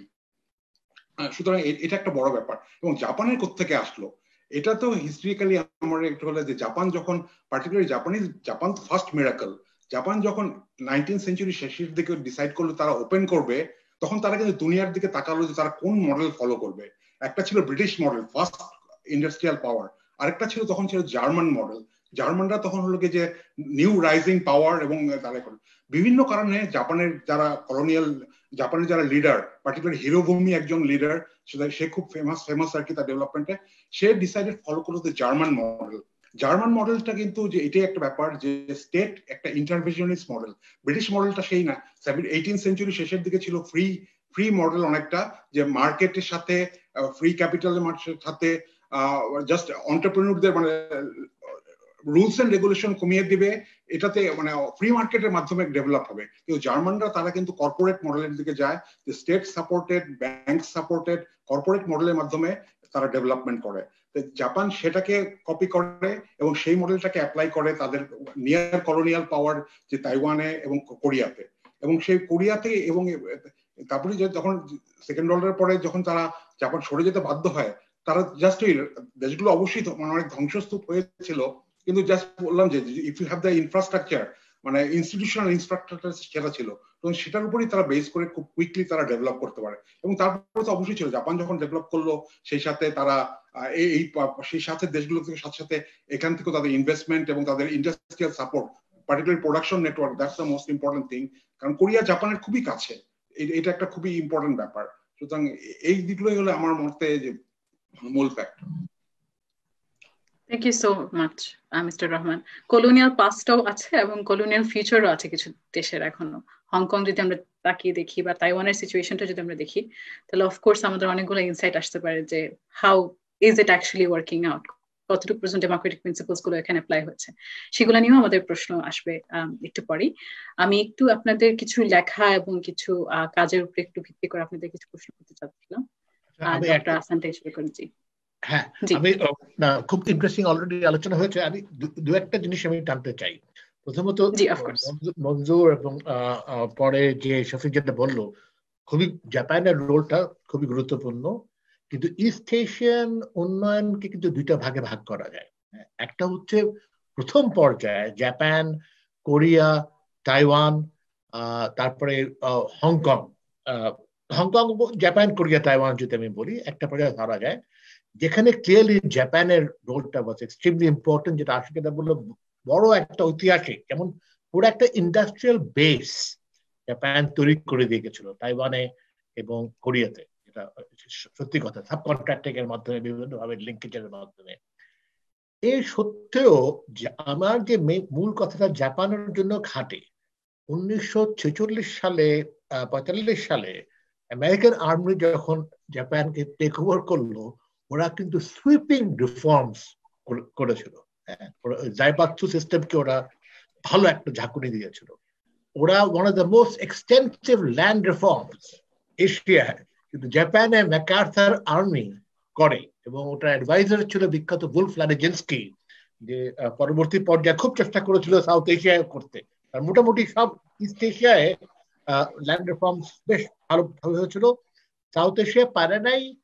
একটা এক্সেপশন ছিল যেখানে ল্যান্ড রিফর্মস মোটামুটি হয়েছিল, ইন্টারেস্টিংলি হচ্ছে বাংলাদেশে 1947 সালে আমাদের দেশ ভাগের পরে, আবার 1971 সালে স্বাধীনতার পরে আমরা দুইটা পর্যায়ে কিন্তু ল্যান্ড রিফর্ম আমাদের হয়েছে কম্পেয়ার টু আদার কান্ট্রিজ। তো এগেন আমি যেটা পয়েন্ট আউট করতে চাই, এবং মঞ্জুর ইজ রাইট, ফার্স্ট ফেজটা কিন্তু ওয়াজ ফার মোর ইন্টারভেনশনিস্ট। ওরা যেমন এক্সচেঞ্জ রেটটা ওরা এক্সচেঞ্জ রেটটাকে ওরা একটু ওভার ভ্যালিউ রাখতো, করে তারপরে ওরা রেশনিংয়ের মাধ্যমে ওরা যায়, ওরা ডিসাইড করে কোন ইন্ডাস্ট্রি ওরা ইনভেস্ট করবে, কোথায় ওরা করবে না ইত্যাদি। এবং প্রচন্ড ভাবে civil service role was very important. পরের ফেজ, সেকেন্ড ফেজটা যেখানে Asia, South East Asian countries এবং চায়না, ভিয়েতনাম যেখানে যোগ হয়, সেটা কিন্তু একটু অন্যরকম। সেখানে কিন্তু ইন্টারেস্টিংলি ওরা যেমন এক্সচেঞ্জ রেটটা পলিসি ছিল ঠিক উল্টা, ওরা একটা আন্ডার ভ্যালিউড এক্সচেঞ্জ রেট কম বেশি রাখার চেষ্টা করেছে থ্রু আউট দিস পিরিয়ড। এবং যখন ওই 1997 সালে যখন পারে নাই, যখন ওদের বিরাট ক্রাইসিস তো হয় অল্পক্ষণের জন্য, কিন্তু মোটামুটি ওরা খুব কম্পিটিশনটা কাছে ওভাবে, এবং ওরা বিশ্বায়নকে অনেক বেশি ওরা নিয়েছে। যেমন জাপান, কোরিয়া, তাইওয়ান প্রথম দিকে ওরা সেভাবে কিন্তু ফরেন ইনভেস্টরদেরকে দেয়নি, whereas এই হোল বেল্টটা কিন্তু ফরেন ইনভেস্টরদেরকে প্রথম দিকে খুব নিয়েছে, ইনক্লুডিং দ্য জাপানিজ। ইনফ্যাক্ট আমার প্রথম দিকে ওয়ার্ল্ড ব্যাংক একটা পেপারে আমি হিসাব করে দেখলাম, জাপান বোধহয় প্রত্যেক 3 দিন একটা ফ্যাক্টরি বানাচ্ছিল থাইল্যান্ডে ইনভেস্ট করতো। তো ওই ধরনের জাপানিজ ইনভেস্টমেন্ট, ফরেন ইনভেস্টমেন্ট এই সাউথ ইস্ট এশিয়ান কান্ট্রিজ গুলি আরো বেশি ওই সেন্সে ওপেন ছিল, এক্সপোর্ট ওরিয়েন্টেড ছিল, এবং যারা বিশ্বায়নকে ওরা এমব্রেস করেছিল। তো ওই একটা ফেজ, একটা ডিফারেন্স আছে। এবং তারাও আগের মতো ওরা প্রচন্ড ভাবে হিউম্যান ক্যাপিটাল, যেটা প্রেজেন্টেশন খুব সুন্দরভাবে এসছে, শুধুমাত্র পাবলিক ইনভেস্টমেন্ট না, হিউম্যান ক্যাপিটাল ইনভেস্টমেন্ট প্রচন্ড ভাবে করেছিল। কিন্তু তাদের ওই জাপানের তো 19বিংশ শতাব্দী থেকেই ওদের একটা বেসিস একটা আছে। ওরা তো যুদ্ধে গেছিল আমেরিকার সঙ্গে, অলরেডি একটা in some senses the power. তার পরবর্তী পর্যায়ে যে ফিউডাল যে রেমিনেন্স যে ছিল, বা ওই স্পেশালাইজেশন, ইনইকুয়ালিটি, ম্যাকার্থারের আর্মি এসে 49-50-তে প্রচন্ড reform, land reforms, trade unions, ও ম্যাকার্থারের আর্মি এসে জাপানের মধ্যে trade union movement became very strong. In fact ওই কোরিয়ান ওয়ারের আগ পর্যন্ত তখন একটু নার্ভাস হয়ে যাচ্ছিল জাপানের, মানে কোন দিকে যাচ্ছে জাপানের পলিটিক্যাল সাইড। পয়েন্টস। আর আরেকটা ইম্পর্টেন্ট পয়েন্ট আমি বলতে চাই, এটা নিয়ে আমাদের আলোচনা করতে হবে। একটা খুব ভুল আমরা লেসন নিই, যে ইস্ট এশিয়া ডেভেলপ করেছে ডিক্টেটরশিপের কারণে। এটা কিন্তু আমি এখন তুলবো না, এখানে কিন্তু অনেক অনেক প্রশ্ন আছে। কারণ আমি যেটা বলতে চাবো, ওদের মধ্যে ইন্টারনাল ডিসকাশন, ডিসেন্ট। আবির কদিন আগে খুব সুন্দর একটা পোস্টিং দিয়েছিল YPF এ, যে 1990 লিডাররা, 95 লিডাররা, 2000 লিডাররা, তো ও দেখিয়েছে যে ওইসব দেশে leadership is changing, regularly changing, whereas আমাদের south Asia leadership is more or less stagnant. তো আমি পড়ালোক করতে পারি, ইন্দোনেশিয়া, চায়না, ভিয়েতনাম, সব দেশের মধ্যে কিন্তু একটা ইন্টারনাল পার্টি, একটা ভাইব্রেন্সি আছে, কম্পিটিশন। তো we can come to that later. জি, আমি অ্যাকচুয়ালি আপনাকে এটা নিয়ে প্রশ্ন করতে চাচ্ছিলাম স্পেসিফিক্যালি, এবং আমি এক্সচেঞ্জ রেট নিয়ে ডক্টর হোসেনের সাথেও কথা বলতে যাব। উনি একটি খুব সুন্দর আর্টিকেল লিখেছেন about exchange rate and volatility right now, and it is very relevant for now as well as looking back on East Asia and how exchange rate featured in their history as well. So এবং Democratic principles নিয়ে আমি আসলে mister রহমানের সাথে আমার কিছু conversation এবং questions আছে। তো আপনার সাথে আমি জাস্ট একটু লিডারশিপ নিয়ে একটু ন্যারো ডাউন করি আমরা। আপনার আর্টিকেল যেটা আপনি ডেইলি স্টারে পাবলিশ করেছিলেন, the spectacular rise of east Asia, সেটাতে আপনি একটা খুব ইন্টারেস্টিং লাইন বলেছিলেন যে intense competition between national leaders led to the creation of strong pragmatic leaders, and আপনি এখানে আরেকটা জিনিস স্পেসিফাই করেছিলেন যে সাব ন্যাশনাল লিডার্সদের মাঝেও একটা কম্পিটিশন ক্রিয়েট করা হয়েছিল and this is one way যেটা এখানে আমরা ডিফারেন্স দেখতে পারি যে not just national leaders but sub national leaders এর ক্ষেত্রেও এই কম্পিটিশনটা ছিল সো এবং আপনি আর্টিকেলটা খুব সুন্দর একটা নোট এন্ড করেছিলেন যে ইস্ট এশিয়ার Bangladesh is more East Asian than South Asian in certain cases তো আপনি যদি একটু ব্রিফলি একটু লাইট শাইন করতে পারতেন 2-3 মিনিটের মাঝে যে how you think this level of pragmatism can be implemented not just on a national level but on a sub-national level in Bangladesh. Right. So আমি যে একটা লেসন ড্র করি এবং ইনফ্যাক্ট ওই কথাটা ফর মনজুর's interest একটা সিনিয়র জাপানিজ অফিশিয়াল একটা meeting এ বলেছিল তখন আমি was working on East Asia যে Bangladesh is more like East Asia not South Asia. So there are actually good reasons to think যে আমাদের কিছু সিমিলারিটিজ আছে আপনাকে পথে যাচ্ছি ইত্যাদি তো এখন তো আমি যেটা মনে করি আসলে এটা নিয়ে আমি পরে অনেক ডিটেইলস লিখেছি আমাদের পলিটিক্যাল সাইটে যে আমার বেসিক ধারণা দ্য টাইটেল হচ্ছে ক্যান বাংলাদেশ ডেভেলপ উইদাউট ডিসেন্ট্রালাইজিং হ্যাঁ এবং আমার আনসার সিম্পলি হচ্ছে যে এক কথা বলি no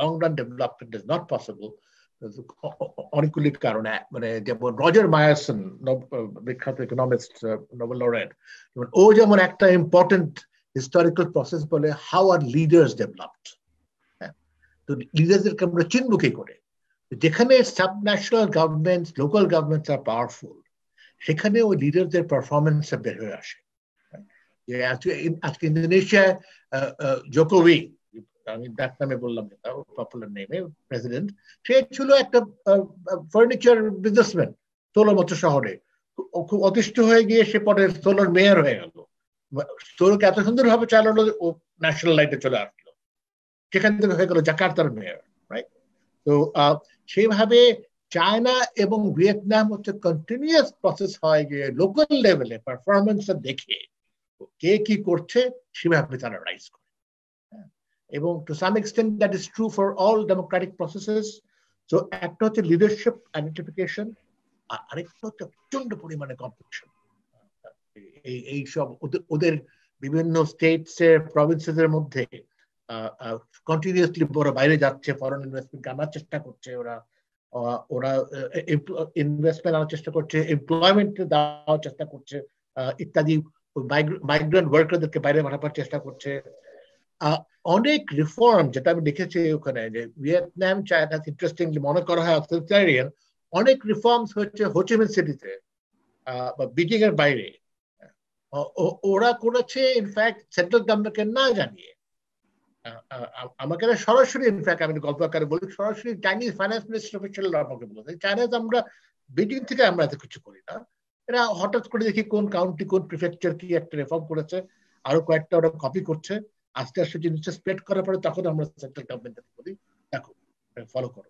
China actually encourages experimentation ওদের যেমন ফিসকাল সিস্টেমে ওদের বিভিন্ন দুই ধরনের ফিসকাল সিস্টেম ওরা টলারেট করে ওরা ইন এ সেন্স ওরা ইম্পোজ করে না যে এক ধরনের সিস্টেম হতে হবে সো এই এক্সপেরিমেন্টেশনও সম্ভব হয় লোকাল গভর্নমেন্ট হলে পরে কম্পিটিশন এক্সপেরিমেন্টেশন আর লিডারশিপের ডেভেলপমেন্ট এবং বেশ কিছু 5-6টা চ্যানেল আছে যার মাধ্যমে ওই ডিসেন্ট্রালাইজেশন হেল্প করে আর একটা বড় ব্যাপার হচ্ছে যে নগরায়ন আরবান ডেভেলপমেন্ট আমার একটা সোজা কথা ঢাকায় বসে 34টা মিনিস্ট্রি বসে চাঁদপুর রাজশাহীকে ডেভেলপ করতে পারবে না যে কোঅর্ডিনেশন যে নলেজ যেটা লাগে যে লোকাল লেভেলে সেখানে যদি লোকাল লেভেলে পাওয়ার এবং অথরিটি যদি না দেওয়া যায় ওই কোঅর্ডিনেশনটা will never be possible to develop cities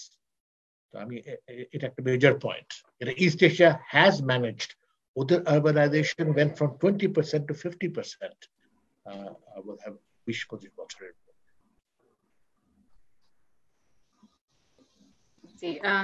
ধন্যবাদ ডক্টর আসমান আমরা এই ব্যাপারটা এবং আপনার কমেন্ট অন ডেমোক্রেসি এগুলো ব্যাপার নিয়েও আমরা একটু পরে আবার চলে আসবো এবং লিডারশিপ কিভাবে এটাতে ফ্রেম করে in terms of system as well সেটাতে আমরা চলে আসবো একটু পরে ডক্টর হোসেনকে যদি আমি একটু প্রশ্ন করতে পারি আপনার একটা খুবই ইন্টারেস্টিং একটা আর্টিকেল ছিল recently on the exchange rate management in the Covid এরা দ্য বিজনেস স্ট্যান্ডার্ড আপনি এখানে দেখিয়েছেন যে কিভাবে competitive devaluation can make a big difference for economy. আমরা জানি যে East Asian economies are very pro big macroeconomic interventions এবং এটা is in stark contrast to how most Western principles of macroeconomic instruments work out. So আমরা জানতে চাচ্ছিলাম যে when we talk about macro stability, when we talk about exchange rates, when we talk about ensuring proper FDI within the country, এই সব ক্ষেত্রে থেকে বাংলাদেশ কিভাবে এরকম macro stability aim করতে পারে, keeping in mind, of course, normal circumstances as well as a pandemic situation. I'm sure you can enlighten us more on this. Thank you. Actually, I feel a bit nostalgic when I am talking about this East Asian. আমি যখন জাপানে পড়তে যাই এটা প্রায় 2002 সালের দিকে, তার মানে almost 20 years back I did so. ওই সময়টা জাপান এবং east Asia they went through some turmoils. Japan যাচ্ছিল, জাপানে হচ্ছিল ব্যাংকিং ক্রাইসিস চলছিল 1990s এর থেকে, এবং 2000-এর প্রথম দিকে আমরা যখন ছিলাম তখন প্রতিদিনই শোনা যেত একটা দুইটা ব্যাংক ফেল করছে, এবং সেই কারণে একটা ফোকাস ছিল banking crisis. At the same time 1997 যখন 97-এ ইস্ট এশিয়ান যে কারেন্সি ক্রাইসিসটা এবং তার যে লিগাসিটা, তার যে ক্ষতিকর দিকটা, সেটা তখন বয়ে চলছিল, যার কারণে এই আলোচনাগুলো ইস্ট এশিয়ার মধ্যে তখন সবসময় ঘুরে ফিরে বিভিন্ন ক্লাসে হোক, ক্লাসরুমে হোক, কনফারেন্সে হোক, বিভিন্ন জায়গায় এই আলোচনাগুলো। এবং আমিও somehow motivated to do this, এবং দেখা গেল যে আমি if I look back, আমি চিন্তা করছিলাম আমি কি কি করেছি। আমি একটা জাপানিজ ব্যাংকিং ক্রাইসিসের উপর আমার একটা পেপার আছে যেটা I published in 2003 or 4 এর দিকে, সেটা ভালো জার্নালে পাবলিশ করেছে applied economics letters from UK, যে I think Taylor and Francis। সেখানে টাইটেলটা ছিল এবং এইরকম যে can Japan avert any future banking crisis. তো এটা একটু আমার আইডিয়াটা একটু ডিফারেন্ট ছিল জাপানিজ ট্রেডিশনাল ইকোনমিস্টদের ভিউ থেকে। সেটা কেন হলো যে সেই আলোচনাটা বেশি হলো। এট দ্য সেম টাইম যেহেতু আমার মেইন পিএইচডি টপিকই ছিল এক্সচেঞ্জ রেট ইস্যুস, এবং সেখানে একটা পেপার ছিল পিএইচডির আমার যেটা east Asian currency regime choice, এবং সেটা already published in a good journal যেটা আছে। সেইখানে আমরা পোস্ট ক্রাইসিস এক্সচেঞ্জ রেট সিস্টেমটা কেমন হওয়া উচিত সেটা একটা বিস্তারিত আলোচনা এবং অ্যানালিসিস আছে। এবং সেটা সূত্র ধরে সেটা যাওয়ার আগে আরো একটু বলি, যেমন আরেকটা আমি পেপার আমরা লিখেছি যেটা Japanese banking crisis, particularly busting bubble. ওই সময় কিন্তু বাবল বাস্ট নিয়ে প্রচুর কথা হচ্ছিল জাপানিজ ব্যাংকিং সিস্টেমে, এবং সেই বাবল বাস্টের লেসন্সটা whether we can draw lessons from Japanese crisis to Bangladesh, এরকম আমাদের বাংলাদেশের ডেভেলপমেন্ট স্টাডিজ যে আমাদের ইনস্টিটিউট থেকে জার্নালটা হয় ওখানে একটা পাবলিশ করেছি। শুধু আমি দেখছি যে আমার কিছু কাজ আছে ইস্ট এশিয়ার ওই লাইনে। তো ইস্ট এশিয়ান এক্সচেঞ্জের সিস্টেমটা তখন অনেকেই অনেক ধরনের বক্তব্য বা ব্যাখ্যা দাঁড় করাচ্ছিল কেন ইস্ট এশিয়ান কান্ট্রিগুলো ওই সময় ক্রাইসিসের মধ্যে পড়লো।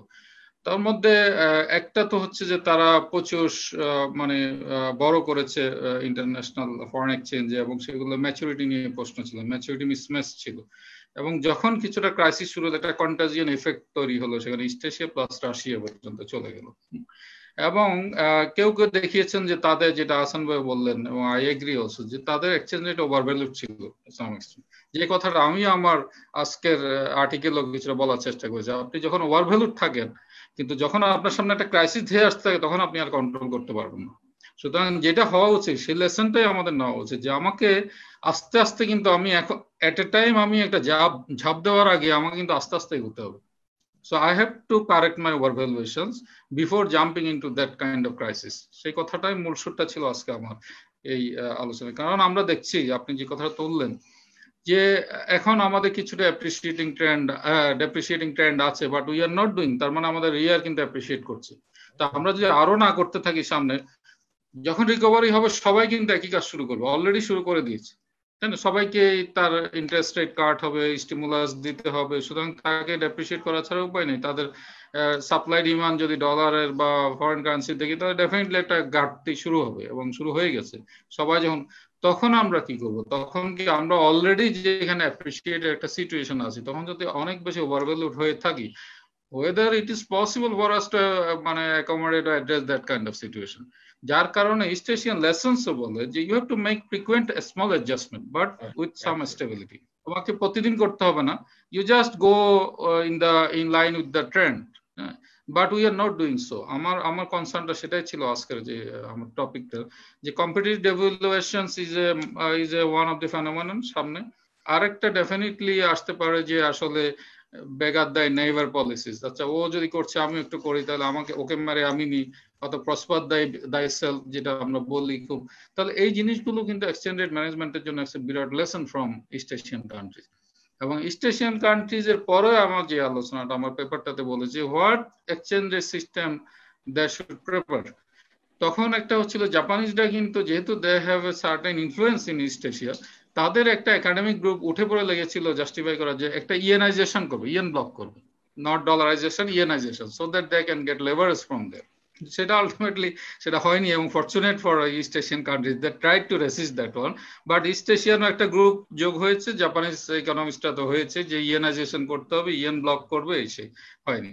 এটা আমি ফরচুনেট যে আমার যে প্রফেসর ছিলেন, he was a very more flexible and open minded professor. He was also IMF economist, a student of Ronald McKinnon, and he had also written book with McKinnon and others.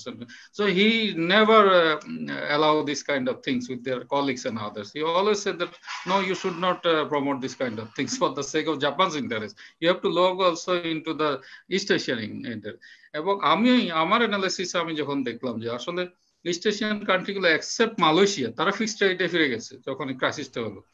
Mahathir Mohammad খুব strongly বললো যে আমি fixed exchange rate দিয়ে এটা tackle করবো। But all other, তাদের আগে কিন্তু ম্যানেজড ফ্লোটিং বা ইন্টারমিডিয়েট রিজিম ছিল, যেটা তারা ইন্টারভিন করে করে এগোতো, সেটা সবাই ওপেন করে করা ছাড়া উপায় ছিল না। আর in fact they had nothing. Capital control তো করেছিল। হ্যাঁ, ক্যাপিটাল কন্ট্রোলের আসল মূল সমস্যাটা ক্যাপিটাল ওপেন আপ করা থেকে, ইম্যাচিউর ক্যাপিটাল ওপেন আপ করা থেকে হয়ে গেছে, সেটা আমি ডিটেলস বললাম না। তখন আমরা যেটা দেখলাম যে যেটা আমার অ্যানালাইসিসে আমি বোঝাতে চেয়েছি যে বা আমরা এস্টাবলিশ করেছি যে more flexible regime is better for East Asian countries at this moment, and they are also following this except Malaysia and others. So আমরা Bangladesh already adopted flexible exchange rate regime, but in principle or in black and white আর কি, আসলে আমরা সেটা follow করছি না। কিন্তু যেহেতু আমাদের ইকোনমি অত আউটওয়ার্ড ওরিয়েন্টেড না এবং আমরা অত ইন্টিগ্রেটেড না, যেহেতু এখন আমাদের ক্যাপিটাল মার্কেট ওপেন আপ হয়নি, ক্যাপিটাল অ্যাকাউন্ট কনভার্টেবল হয়নি, সেই কারণে যেটা হয়েছে যে আমাদের পক্ষে এখনো সম্ভব যে আমরা যেভাবে চালাচ্ছি, যে আমরা আসলে ঘুমিয়ে আছি তারপর আবার হঠাৎ জেগে উঠে 2 পয়সা বাড়াই দিলাম, এরকম যে আর্টিকেল যেটা বলছে আমরা ওইভাবে হয়তো চললে আমাদের খুব বেশি খারাপ হয়নি, ক্ষতি হয়নি। বাট প্রশ্ন হচ্ছে যে if there is a crisis, whether this type of policies should be enough or not. সেই জন্য আমাদেরকে সামনের সময়গুলোর জন্য we have to be very careful. আরেকটা বিষয় আমার মনে হয় এখানে তোলা দরকার, যেটা হাসান ভাই মাইট অ্যাপ্রিশিয়েট, সেটা হচ্ছে আমাদের রিজার্ভ ইউজ নিয়ে কথা হচ্ছে। এই reserve is another concern for the East Asian countries. তাদের একটা সময় যখন ক্যাপিটাল অ্যাকাউন্ট কনভার্টেবল করা হলো, তাদের they are losing reserves, and ওই যখন ক্রাইসিস শুরু হলো they even do not have enough dollar to buy their import their foods or other thing. সেই ক্রাইসিস থেকে even ADB also was supporting যে they have to build up their international reserves as much as they can, যেখানে একদিকে China করে যাচ্ছে তার মতো করে, আর এই কান্ট্রিগুলো তাদের ডেভেলপমেন্ট ডাইনামিজমের কারণে they were also in a pressure of building up reserve. So রিজার্ভটার একটা বড় কারণ হচ্ছে we have to keep it or maintain it to tackle any type of future crisis. আর আমাদের যেটা চিন্তা করা হচ্ছে যে রিজার্ভ ইউজ করে আমি এই মুহূর্তে হয়তো আমার অত খরচ হচ্ছে না, but it's not a good idea. আমার মনে হয় না যে রিজার্ভে হাত দেওয়া, আর হাত দেওয়ারও একটা মেকানিজম এখানে সমস্যা আছে। আসলে এটা তো বাংলা সরকারের টাকা, এই Bangladesh government borrow from the reserve, then central bank definitely has to print money, otherwise they have now other option to balance their balance sheet, central bank balance sheet.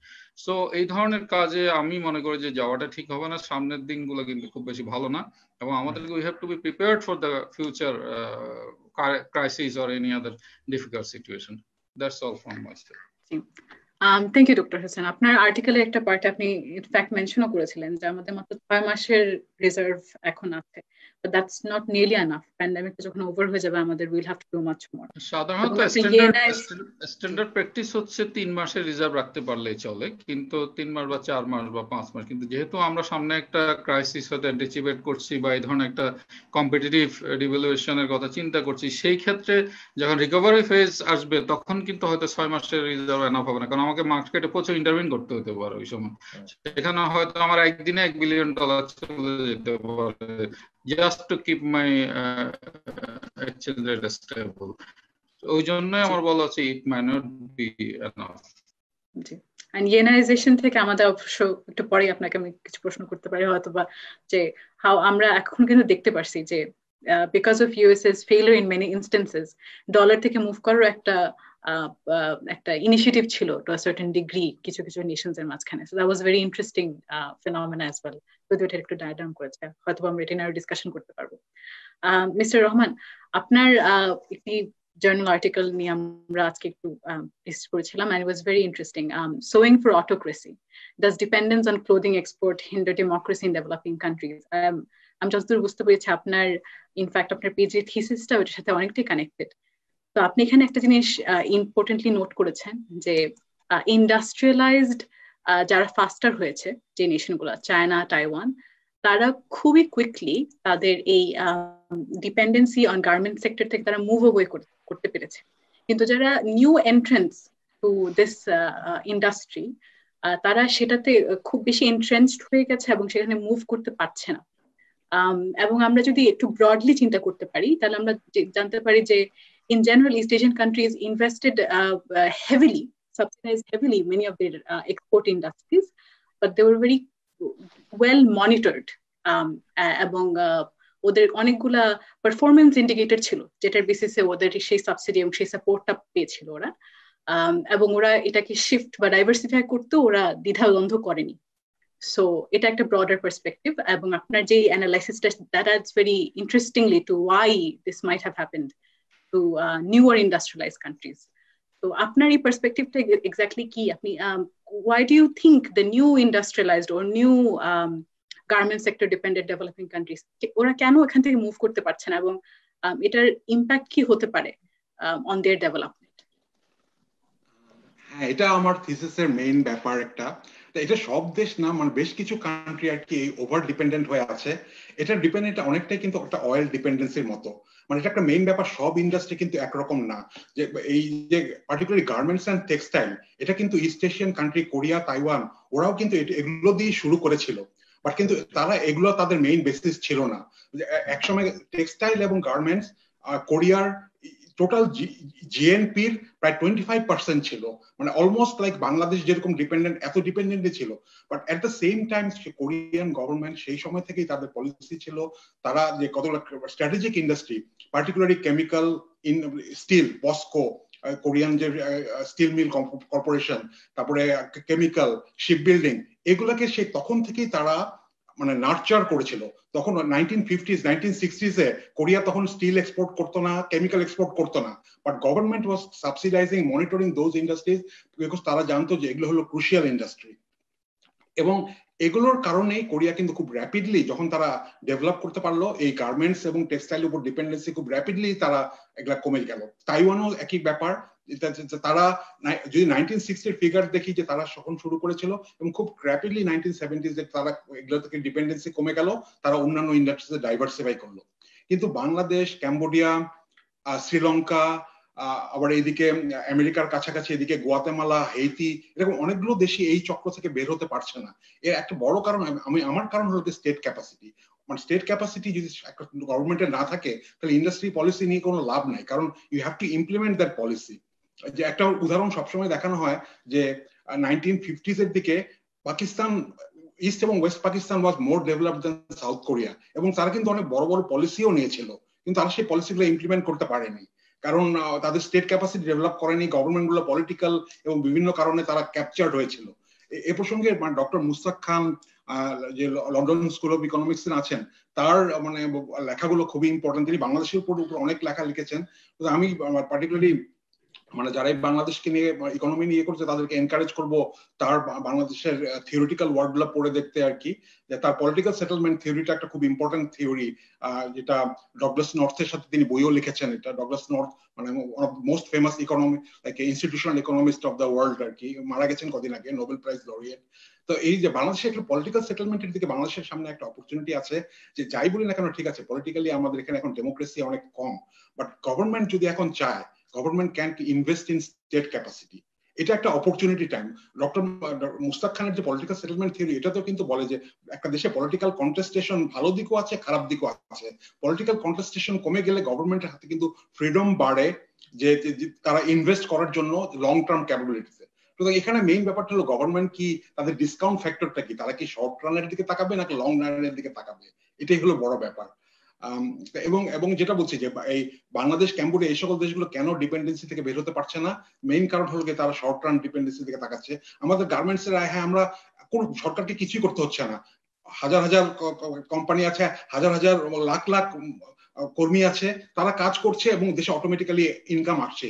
কারণ গার্মেন্টস টেক্সটাইল গুলো এমন একটা সেক্টর যেখান থেকে সরকার থেকে তেমন কিছুই করতে হয় না। কোন একটা দেশে ভালো লেবার থাকলে এবং কিছু স্পেশাল, মানে এটাকে বলা যায় যে একটা অনক্লেভ ইকোনমির মতো, মানে গভর্নমেন্ট কিছু স্পেশাল ফ্যাসিলিটি, ব্যাংকিং ফ্যাসিলিটি, তারপরে ওই যে LC facility, back to back LC, এরকম কিছু ফ্যাসিলিটি দিয়ে রাখলেই হয়। এটার জন্য ওভারঅল দেশে এডুকেশনে ইনভেস্ট করা লাগে না, ইনফ্রাস্ট্রাকচারও খুব একটা ডেভেলপ করা লাগে না, জাস্ট সিলেক্টিভ ইনভেস্টমেন্টের মাধ্যমে এই জিনিসটা চলে। কিন্তু এটার উপর মানে এটা একটা অয়েল অ্যাডিকশনের মতো একটা ব্যাপার। অনেকগুলো কান্ট্রি যেমন অয়েলের উপর ডিপেন্ডেন্ট হয়ে তারা অয়েল যখন ক্র্যাশ করে তখন তাদের অবস্থা খারাপ হয়ে যায়। তা আমরা জানি না বাংলাদেশটা আমাদের এই লাভকে হেল্প করবে কিনা, না এটা একটা বড় ব্যাপার। ধন্যবাদ মিস্টার রহমান। আমাদের টিম ইনফ্যাক্ট অনেকভাবে রিসার্চ করে এটাও পেয়েছে যে আমাদের হিউম্যান ক্যাপিটাল ইনভেস্টমেন্ট সেখান থেকে সেদিক থেকে অনেক লিমিটেড, বিকজ আমরা যেহেতু লেবার ইন্টেন্সিভ ইনিশিয়েটিভ বা ইন্ডাস্ট্রি গুলোতে ফোকাস করছি, আমাদের আসলে ওই ইনসেন্টিভটাও নাই আসলে to diversify and have higher productivity gains through human capital investment. সেটা নিয়েও আমাদের আপনাদের জন্য প্রশ্ন ছিল যে আপনারা যদি এটাতে ইলাবোরেট করতে পারেন। আমি এটাতে একটু পরেই চলে আসছি। And thank you also for pointing out যে আমাদের political contestation কিভাবে impact করে on our state capacity and state capacity impact টা। আমরা state capacity কথা যখন চিন্তা করি তখন আমরা everything from Hong Kong যেখানে অনেক low tax rate to like if you think about China যেখানে state capacity is huge, সেখান পর্যন্ত আমরা যেতেছি। So it's a very wide range and that's what makes East Asia numerical even more interesting. Wide range কথা যখন আমরা বলছি, doctor Ahsan আপনি যদি একটু ইলাবোরেট করতে পারতেন, আপনার একটা ইন্টারেস্টিং পয়েন্ট ছিল যেটা আমাদের সবাই আসলে আরেকটু জানতে চাবে, সেটা হচ্ছে কি অন আপনার অ্যাসারশন যে এখানে আসলে হ্যাঁ dictatorship had a role but also it was not solely just a dictatorship, not dictatorships alone or benevolent dictatorships alone that allowed the East Asian miracle. আর আপনার কাছে যে আরেকটু ডিটেইলে জানতে পারি যে আমরা যদি ডেমোক্রেসির ভিতরে যদি কথা বলি যে প্রিন্সিপাল অফ শেয়ার্ড গ্রোথ যেটা আছে সেটা আসলে কিভাবে ইমপ্লিমেন্ট করা যায়, স্পেশালি যেখানে ফ্লারিশিং একটা ডেমোক্রেসি বাংলাদেশ, সেই ক্ষেত্রে কিভাবে ইমপ্লিমেন্ট করা যায়। So two-tiered question for you. Right, প্রথমত ইমপ্লিমেন্টেশন। তো আমার ওটা এই অ্যাসারশনটা by the way as I said এটা আমাদের ওয়ার্ল্ড ব্যাংক 93 রিপোর্টে ওটা ইনক্লুড করেছিল। রিসেন্টলি ওয়াল্টার শাইডল হিস্টোরিয়ান স্ট্যানফোর্ডে, এখন আমি থিসিসটা আরো বাড়াচ্ছি। ইনফ্যাক্ট আমি দেখছি ওয়েস্টার্ন ওয়ার্ল্ডে যে বিশাল যে ইনইকুয়ালিটি, বৈষম্য যে এসছে, এটাও আমি দেখছি কিছুটা 1991-এ বার্লিন ওয়াল ফল করার পরে এখানকার এলিটও ধরে নিয়েছে যে আমাদের আর কিছু করার নাই, জিতে গেছি, end of history has happened. সুতরাং ওরাও ওই সাধারণ মানুষের উপরে যে ইনভেস্টমেন্টটা আগে করেছিল সেখান থেকে পিছিয়ে গেল তো কিছুটা। সুতরাং আমি বলবো যে আমি ইনফ্যাক্ট ওই country by country we can discuss.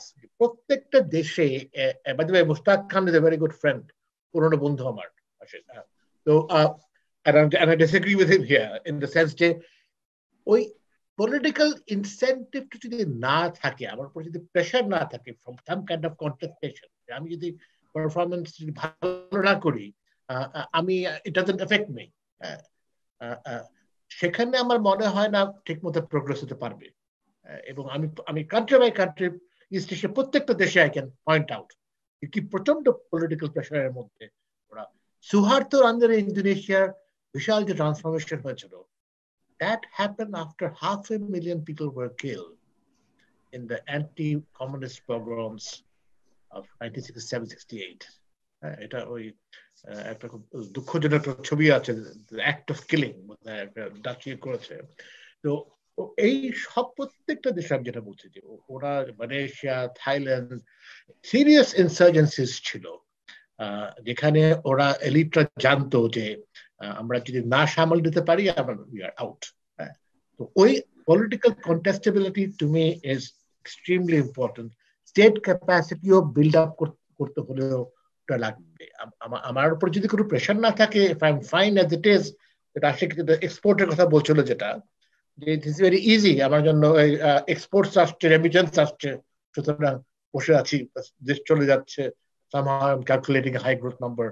But এইখানে টাফ ডিসিশন, যেটা মঞ্জুরের আলোচনা যেটা ছিল, যেমন এক্সচেঞ্জ রেটটা ম্যানেজমেন্টটা, আসলে আমি টাইম সিরিজ যদি আরো পিছনে নিয়ে যাই, exchange real exchange rate appreciation is actually more significant to the article আমার ধারণা। আমি লাস্ট যেটা চেক করেছিলাম, যদি 8-10 বছর ধরো, হ্যাঁ, তো এইটা যদি রিয়েল এক্সচেঞ্জ যদি ভাবে অ্যাপ্রিসিয়েট করে, আমরা যদি একগাদা ট্যারিফ বসিয়ে রাখি ডোমেস্টিক মার্কেটের জন্য, it's a very comfortable situation both for the private sector and for the government. কারণ আমার জন্য আমাকে কম্পিট করতে হচ্ছে না এক্সটার্নাল ওয়ার্ল্ড, আমি একটা ক্লোজ মার্কেটের মধ্যে আমি ওভারওয়ার্ল্ড এক্সচেঞ্জ রেট নিয়ে আমি ব্যবসা করে যাচ্ছি। এইভাবে ডাইভার্সিফিকেশন will not happen. আমাদের দেশে যেমন আরেকটা যে কম্পিটিশনের অভাব, যেটা প্রাইভেট সেক্টরে এফডিআই এর ব্যাপারে খুব উদ্যোগী না, কারণ ওরা মনে করে ওদের কাছে সব বন্ধ আছে। বিজিএমই ইজ কোয়াইট, কি বলবো আমি, আনইন্টারেস্টেড ইন এফডিআই। তো গোয়িং ব্যাক, ওই কন্টেস্টেবিলিটি যদি না থাকে in politics and in economics, progress করা ইজ ডিফিকাল্ট, ইনসেন্টিভস থাকে না ওখানে। তো কিভাবে করা যায়? শেয়ার ক্যাপিটালটা ফান্ডামেন্টাল যেটা হচ্ছে যে হিউম্যান ক্যাপিটাল ইনভেস্টমেন্ট, এটা আমাদের দেশে যেটা অত্যন্ত কম পরিমাণে, যেটা আমি অন্য লেখায় পয়েন্ট আউট করেছি, আমাদের পার ক্যাপিটা স্টুডেন্টের উপরে ইনভেস্টমেন্ট, মানে আমাদের সেকেন্ডারি স্কুলে, প্রাইমারি সেকেন্ডারিতে অত্যন্ত কম কম্পেয়ার টু ইস্ট এশিয়া, বোধহয় 1/4 আমাদের রাফলি প্রাইমারি স্কুলে। আমাদের সেকেন্ডারি ইনভেস্টমেন্ট ওদের প্রাইমারি চেয়ে কম। আমাদের শতকরা 23% লেবার ফোর্স মোটামুটি একটু স্কিল আছে। ভিয়েতনামের শতকরা 80% মতো স্কিল আছে, যে কারণে ওটা 10 বছরে ওদের যেখানে ইলেকট্রনিক এক্সপোর্ট কিছুই ছিল না 2007 সালে, এবছর $80-90 বিলিয়ন ওরা ইলেকট্রনিক এক্সপোর্ট করছে। ওরা তো এগুলো তো করা যাবে না যদি ট্রেন্ড স্কিলড লেবার ফোর্স যদি না থাকে। তো এইখানে হচ্ছে বড় একটা, আমাদের ইনফ্রাস্ট্রাকচারের মতো একইভাবে এই ইনভেস্টমেন্টটা করতে হবে, এবং কিছু important policies, exchange rate management, tariffs, সবচেয়ে গুরুত্বপূর্ণ আমাদের রেভিনিউ লাগবে। রিয়ালিটি হচ্ছে যে পাবলিক ইনভেস্টমেন্ট, ইস্ট এশিয়ার লেসেন্স একটা বড় হচ্ছে যে আমি দেখেছি, মোটামুটি আমার কাছে বিশাল একটা আইএমএফ এর ডেটাবেস ছিল ওদের, মানে ইন্টারনাল, যে PPP ultimately is very minimal. Public private partnership, ওগুলি ইনফ্রাস্ট্রাকচার, ওগুলি খুব মিনিমাল হয়, অনেক সময় ওগুলি খুব কস্টলি হয়, যেটা আমরা আমাদের পাওয়ার সেক্টরও যেটা আমরা জানি, আমাদের মধ্যে প্রাইম মিনিস্টার অ্যাপিল করে যে আপনারা একটু রয়েছে খরচ করবেন, কারণ হচ্ছে যে আমাদের পার ইউনিট কস্ট এত হাই। কিন্তু ওরা মোটামুটি 10% অফ জিডিপির পাবলিক ইনভেস্টমেন্ট করছে। সো এই আমাদের হিউম্যান ক্যাপিটাল, ইনফ্রাস্ট্রাকচার, সিটি ডেভেলপমেন্টে রেভিনিউ লাগবে। এখন এখানে যদি আমরা রেভিনিউর ব্যাপারে যদি সিরিয়াস না হই, আমাদের ডেভেলপমেন্ট হবে না। এটা শুধু ইস্ট এশিয়ার না, এটা ঐতিহাসিক ব্যাপার। One can go back to the middle ages, Europe also. তো I don't know whether I have answered you satisfactorily. শুধু এটা না, সরি, আরেকটা ব্যাপার বলি, শুধু টাকা পয়সার ব্যাপার না, হিউম্যান ক্যাপিটাল ডেভেলপমেন্টে, লোকাল সার্ভিসেসে, স্কুল কেমন চলবে, হাসপাতাল কেমন চলবে, এইগুলি খুব ইনফরমেশন ইন্টেন্সিভ। স্থানীয় লেভেলে যদি অ্যাকাউন্টেবিলিটি না থাকে, এটা হবে না। এবার আমি একটা খুব কনক্রিট এক্সাম্পল দিই। আমাদের স্কুল সিস্টেমে একটা বড় সমস্যা হয়ে গেছে যে এমপিও, মান্থলি পেমেন্ট অর্ডার যখন দেওয়া হয় সেকেন্ডারি স্কুল টিচারগুলিকে, মোটামুটি তারা ওই স্থানীয় কর্তৃপক্ষের কন্ট্রোলের বাইরে চলে যায়। তো তারা কি পারফরমেন্স করছে না করছে, তো ক্ষতি হয়। সুতরাং ওই লোকাল লেভেলে আবার ওই পাওয়ার, অ্যাকাউন্টেবিলিটি যদি না থাকে, শুধু পয়সা দিলে হবে না।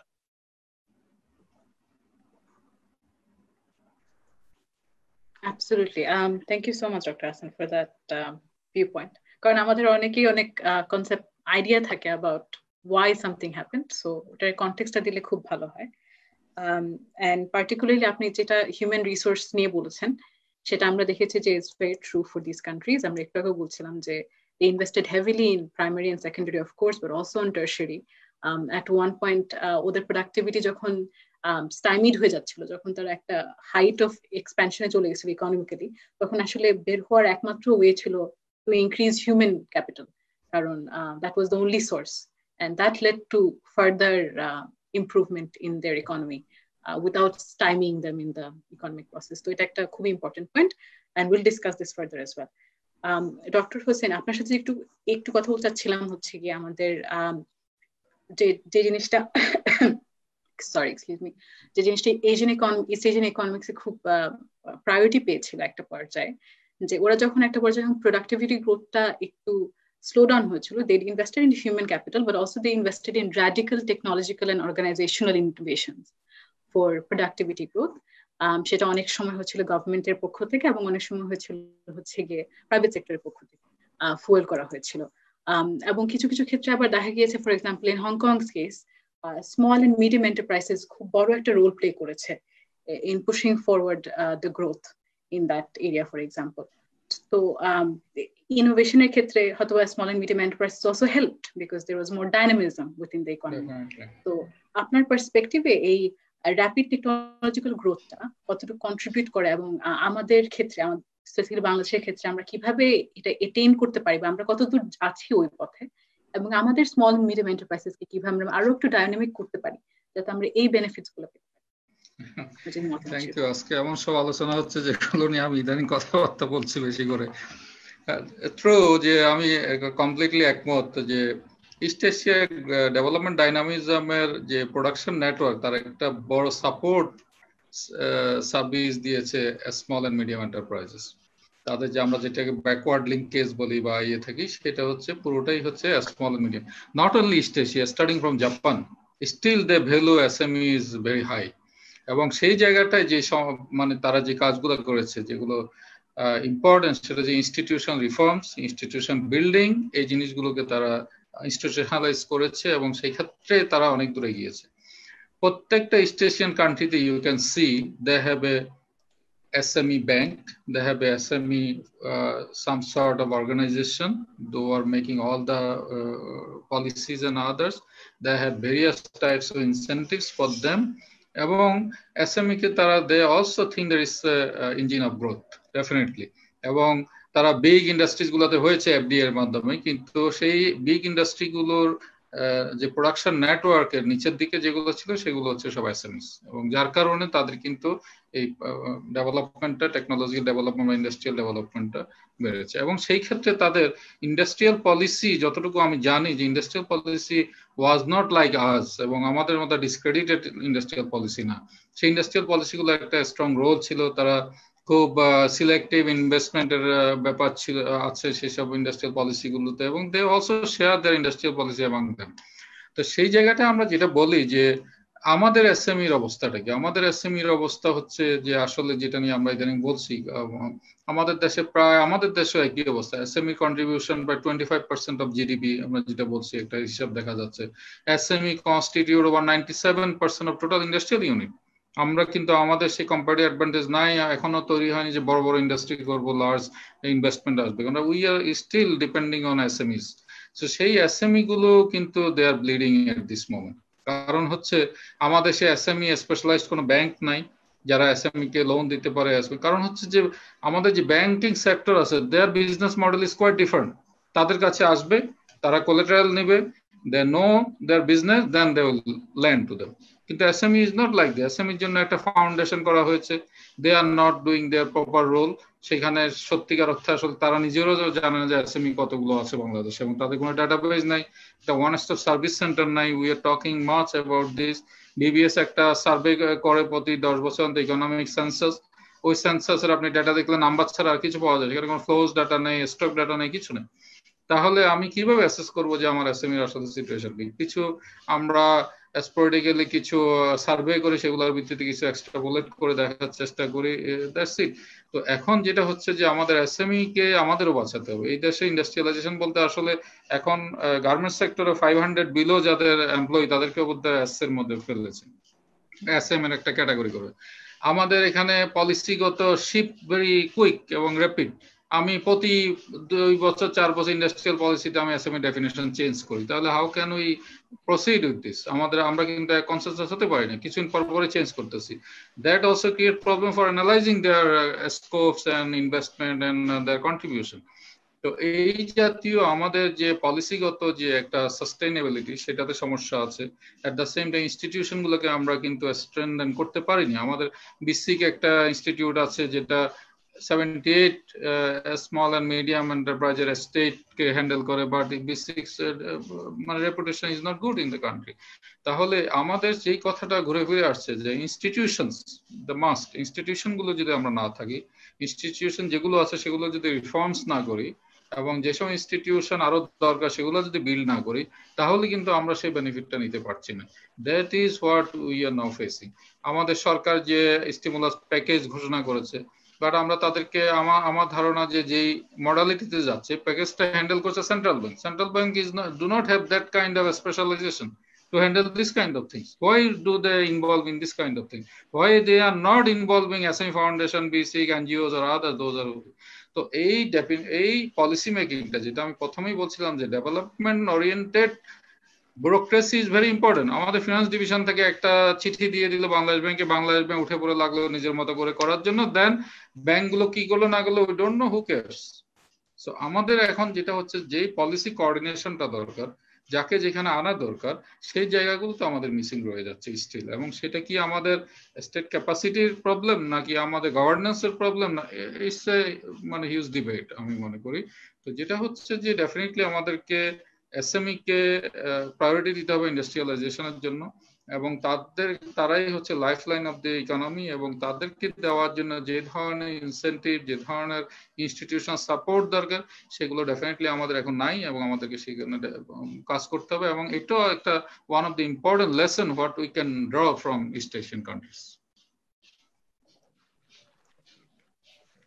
এসএমই ব্যাংকিং এবং এসএমই ব্যাংক সাপোর্ট মানে সিস্টেম গুলা যাতে মানে গভর্নমেন্ট পার্টির মাঝে ওদেরকে সাপোর্ট দেওয়াটা কত ইম্পর্টেন্ট, এটা আমরা আমাদের বাজেট ডায়ালগেও ডিসকাস করেছিলাম যে আমাদের এই মুহূর্তে we have a lot of money flowing through the banking system, কিন্তু অনেক এসএমই আছে যারা এটা এভেল করতে পারবে না because of bad previous credit, অথবা because they don't have any sort of banking history with the banks at all. So যেটা দেখা যাচ্ছে খুব বড় বড় কোম্পানি হয়তো বা অনেক বেনিফিট পেয়ে যাচ্ছে, ছোট ছোট গুলো আসলে ছোট কোম্পানি গুলা বা ছোট অর্গানাইজেশন গুলো পাচ্ছে না। সো এসএমইদের যে রোলটা সবসময় একটু একটা থিন লাইনের মাঝে থাকে, কারণ আমরা আসলে কোনোভাবেই ওদেরকে পুরোপুরি ইনকর্পোরেট করতে পারছি না অনেক দিক থেকে। এখানে আমি জাস্ট আরেকটু অ্যাড করতে চাই। একটা হচ্ছে যে ব্যাংকিং সেক্টর, ব্যাংকিং যে মডেল এখন, they are not fully compatible to support SME. That's another part. Maybe 30, 40, 50% SME SMEs can have access to banks. আরেকটা আমাদের রিসেন্টলি আমরা একটা পেপার করেছি যেটা এশিয়ান ডেভেলপমেন্ট, আমার কথা হচ্ছে এশিয়ান ডেভেলপমেন্ট ব্যাংকের রিসেন্ট ফার্স্ট ডিন এবং আদার্স, এটা ইকোনমিক মডেলিং এ আসছে সামনে, এটা অলরেডি অনলাইনে আসছে। সেখানে আমরা দেখিয়েছি যে বাংলাদেশে যেখানে ব্যাংকিং ব্রাঞ্চ, যেহেতু এসএমইজ আর জিওগ্রাফিক্যালি কনসেন্ট্রেটেড, তো ওদেরকে যেখানে বেশি ব্যাংক ব্রাঞ্চ আছে, they have the more opportunity to get access to bank finance. এটার থিওরি হচ্ছে যে একটা হচ্ছে যে সে যদি ব্যাংক তার কাছে যায় তাহলে তাকে চিনতে পারে, তার অ্যাসিমেট্রি অফ ইনফরমেশনটা কমে যায়, তার কাস্টমার ব্যাংকের একটা রিলেশনশিপ ডেভেলপ হয়, সেটা এক ধরনের মডেল কাজ করে। যার কারণে আমাদের ব্যাংকগুলো কিন্তু এখন আমরা যেটা করে যে আমরা ম্যাক্সিমাম বিগ সিটি সেন্ট্রিক, তাদেরকে আমরা বলছি না যে তুমি গ্রামে যাও, অন্য জায়গায় যাও, তারা কিন্তু বিশাল এই banking sector is another issue, যেটা আমাদের মনে হয় we can draw lesson from even east Asia, Japan. তো সেটা হচ্ছে যে এক হচ্ছে আমাদের এখনো অ্যাক্সেস টু ব্যাংক ইন্ডিভিজুয়াল লেভেলে 33-40% বেশি নাই, এটাও কিন্তু একটা ফিনান্সিয়াল ইনক্লুশন একটা indicator. At the same time আমাদের ফার্মস যাদেরকে বলি তারাও যে পাবে না, কারণ হচ্ছে যে আমরা সাব ডিস্ট্রিক্ট লেভেলে কিন্তু আমাদের ব্যাংকিং ব্রাঞ্চ তেমন নাই। যেটা আমরা সাব ডিস্ট্রিক্ট লেভেলে যখন ব্যাংক যাবে তখন আরো বেশি এই ব্যাংকিং সিস্টেম দিয়ে আরো বেশি এসএমই কে সার্ভ করা সম্ভব, যেটা আমাদের গবেষণা আমরা দেখিয়েছি। এখন প্রশ্ন হলো যে এরও বাইরে যদি যেতে হয় তাহলে আমাদের অন্য মডেলে যেতে হবে, আমাদের ইনোভেটিভ মডেলে যেতে হবে। There are various models in front of us, but we are not taking care of that. Thank you so much, Dr. Hussain. Thank you for elaborating on that. আমরা আমাদের অডিয়েন্স থেকে অনেকগুলো প্রশ্ন পেয়েছি। আমাদের অডিয়েন্স আজকে অনেক ইন্টারঅ্যাক্টিভ ছিল, সো আমরা ওটাতে একটু পরে চলে যাচ্ছি। আমার জাস্ট মিস্টার রহমানের জন্য একটা লাস্ট কোয়েশ্চেন ছিল আমাদের সেট কোয়েশ্চেন লিস্ট থেকে, তারপর আমরা হচ্ছে অডিয়েন্স কোয়েশ্চেনে চলে যাব, তারপর লাস্টলি আমরা হচ্ছে লেসেন্স আমরা যেগুলো আপনাদের কাছে ড্র করতে পেরেছি আজকে সেগুলো আমরা একটু হাইলাইট করবো। সো জাস্ট টু ক্লারিফাই স্ট্রাকচারটা এখন কি হয়ে যাচ্ছে। মিস্টার রহমান, আপনার আমরা একটা জিনিস আপনার discussion থেকে পেয়েছিলাম about how free market forces work and how government capacity works, state capacity works to improve the country. So আমরা দেখতে পাচ্ছি Hong Kong, for example, fits outside this because they had an ideological sympathy for free market, for example.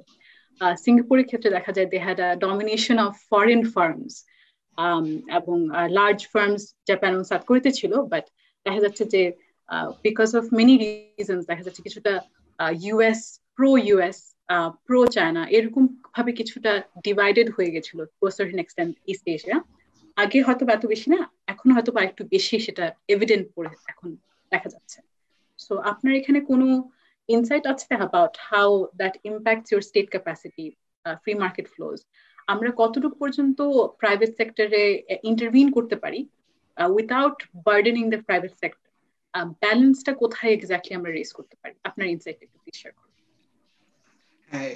এখানে আমার particular insight কিছু না, মানে east এশিয়ার মধ্যেও মানে যে প্রত্যেকটা কান্ট্রি কিন্তু সেম রুটে আগায়নি।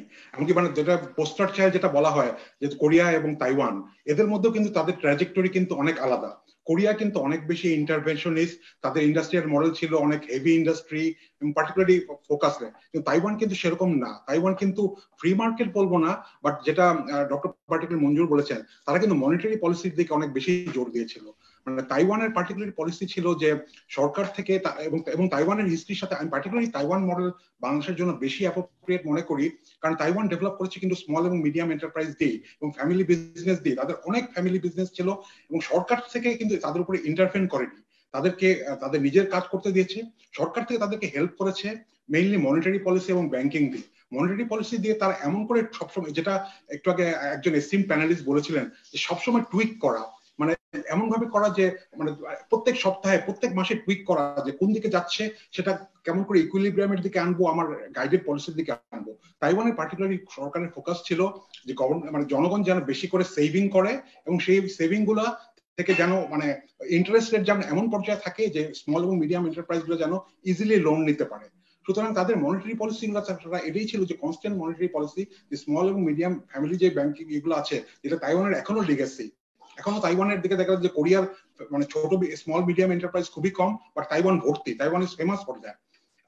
এবং সরকার কিন্তু ওখানে অতটা ইন্টারভেনশনিস্ট না, এবং আমি মনে করি বাংলাদেশেও এটা অ্যাপ্রোপ্রিয়েট, কারণ বাংলাদেশের আসলে কোরিয়া পর্যায়ে বা ওই সকল পর্যায়ে আমাদের যেতে পারবো না, কারণ ওটা যেটা লাগে যে স্টেট ক্যাপাসিটি ডেভেলপ করতে, এটা লিগেসি শুধু আছে এবং সেটা অন্যান্য অনেক ব্যাপারও আছে।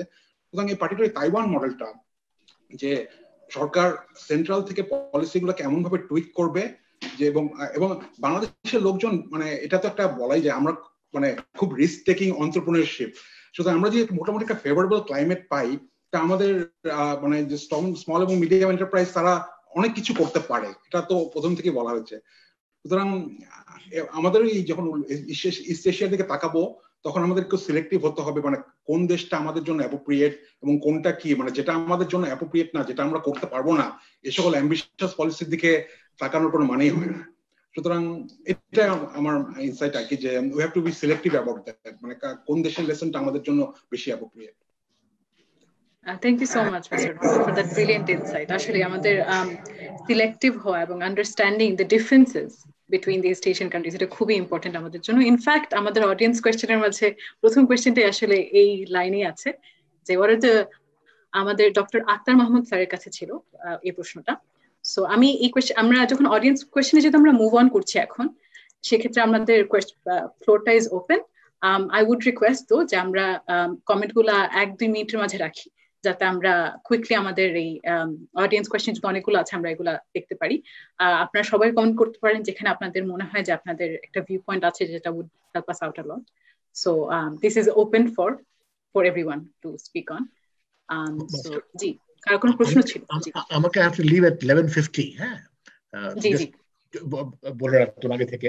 আর আমি জাস্ট দুই তিনটা পয়েন্ট আমি বলতে চাচ্ছিলাম, এখন বলবো না পরে বলবো, চট করে যদি বলি। জি, আপনার যেহেতু তারা আছে স্যার, আপনি অবশ্যই এখন বলতে পারেন। No worries. কয়েকটা জিনিস। এক হচ্ছে যে ওই মিরাকল কিন্তু ওরা স্টেশনের ব্যবহার করে না, ওরা কিন্তু খুব বিনয়ী, খুব প্র্যাগম্যাটিক। ওরা বারবার ওই ভিয়েতনামিজ মন্ত্রী বলবে কত দোষ, কত আমাদের সমস্যা, কি কি করতে পারি নাই। হ্যাঁ, তো আমি জাস্ট বলছি যে ওরা প্র্যাগম্যাটিজম এবং বিনয়ী, ওরা প্র্যাগম্যাটিক এবং বিনয়ী, ওই অ্যাটিটিউডটা রাখা প্রয়োজন আমাদের। হ্যাঁ, এবং এক দুই নম্বর হচ্ছে যে আবার to counter the authoritarian so-called model, no, ওদের মধ্যে প্রচন্ড critical discussion, critical discussion, dissent ইত্যাদি অনেক ধরনের একটা ডায়ালগ, হেলদি ডায়ালগ চলে।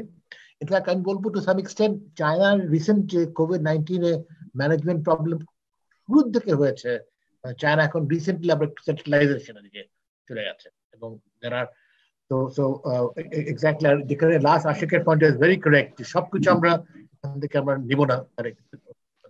আমাদের জন্য এটা হিস্ট্রি হচ্ছে পাথ ডিপেন্ডেন্স, আমরা একভাবে ডেভেলপ করে এসেছি। আমরা আজকে বলতে পারি না যে আমরা কোরিয়া হয়ে যাব, আমরা সিঙ্গাপুর হয়ে যাব। আমাদের পাথে আমরা কি করে আমরা ওই জিনিসগুলো নিয়ে আসতে পারি। লাস্ট পয়েন্ট হচ্ছে যে ওরা কিন্তু রিসার্চ এবং স্ট্যাটিস্টিক্স অনেক ইনভেস্টমেন্ট করেছে। You'll be surprised ওদের লেবার মার্কেট ডেটা, ওদের প্রভিন্সিয়াল লেভেল ডেটা, ওদের সাবন্যাশনাল ডেটা কত রিচ। সুতরাং ওই দিকে কিন্তু ওরা অনেক বেশি মনোযোগ দিয়েছে, তা আমাদের বেশ অবহেলা। জি, thank you so much doctor Hasan sir. Because হ্যাঁ, আমাদের এই পার্টটা আমরা অনেক সময় মিস করি, যে research, statistics, research and development কত ক্রিটিক্যাল থাকে। এবং সেটা খালি ইস্ট এশিয়ান কান্ট্রিজ না, আমরা any country that we look at that will be central to development, সেই জিনিসটা আমরা অনেক সময় মিস আউট করি। এবং আমরা fast track, short term solution গুলো পছন্দ করি, যেটা ডক্টর হোসেন এবং মিস্টার রহমানও পয়েন্ট আউট করেছেন, যে আমাদের এখানে আমরা সবসময় শর্ট টার্ম একটা গার্মেন্টস ইন্ডাস্ট্রিতে ইনভেস্ট করা বা একটা স্পেসিফিক লোন দিয়ে দেওয়া, যেটা SME K not necessary focus করে, সেগুলোতে আমরা করতে চাচ্ছি। যাই হোক, আমরা এখন যেটা অডিয়েন্স কোয়েশ্চেনে মুভ অন করছি, আমি একটু জাস্ট গুগল কোয়েশ্চেন গুলোতে মুভ অন করছি। আমাদের আক্তার মাহমুদ স্যার, আমাদের ডক্টর আক্তার মাহমুদ, উনি হচ্ছেন কি আমাদের advisory panel, youth policy forming advisory প্যানেলের এস্টিমড মেম্বার। সো ওনারই প্রথম কোয়েশ্চেন। তো উনি যেটা বলতে চাচ্ছেন সেটা ছিল যে so far in the discussion the East Asian countries have been painted with a single brush. What about differences within the region? So সেটা কিছুটা highlighted already হয়েছে, but if there are any specific differences যেটা আপনারা এখন আবার একটু highlight করতে চাচ্ছেন, সেগুলো নিয়ে একটু কথা বলতে পারলে খুবই ভালো। Thank you. আমি যদি কুইকলি বলি, প্রথমে যেটা বলেছি, আমাদের ইস্ট এশিয়ান ডেভেলপমেন্টের দুইটা ফেজ আছে। একটা নর্থ এশিয়ান মডেল, যেটা much more closely to the flying geese model, Japan, Korea, Taiwan, some extent Singapore. তো ওখানে অনেক বেশি ইন্টারভেনশনিস্ট ছিল ওরা, ওদের exchange rate policy also different. তো তারপরেও যেটা কারেক্ট পয়েন্ট আশিক যেটা পয়েন্ট আউট করেছে, তাইওয়ান এবং কোরিয়ার মধ্যে, Taiwan was far more on a small and medium enterprise basis, whereas Korea is much more chaebol, large, heavy industry based and so on. So, ওখানে আছে। তারপরে পার্থক্য আছে in the sense of কি বলবো আমি, sense of political systems. Obviously, Vietnam, China, Cambodia, ওরা এক ধরনের সিস্টেম, অন্যান্য দেশগুলি অন্য ধরনের system, and many of them are now flourishing democracies also. Just to be very clear, আমি যেটা পয়েন্টটা বলতে চাচ্ছিলাম যে inside China and Vietnam there is also a lot of contestability, discussion, dissent, contestability কিন্তু strongly ছিল। তো আমি তাছাড়া সিমিলারিটিজ অনেক কিছু আছে যেটা আমরা আলোচনা করেছি, আমি আপাতত এখানে রাখি।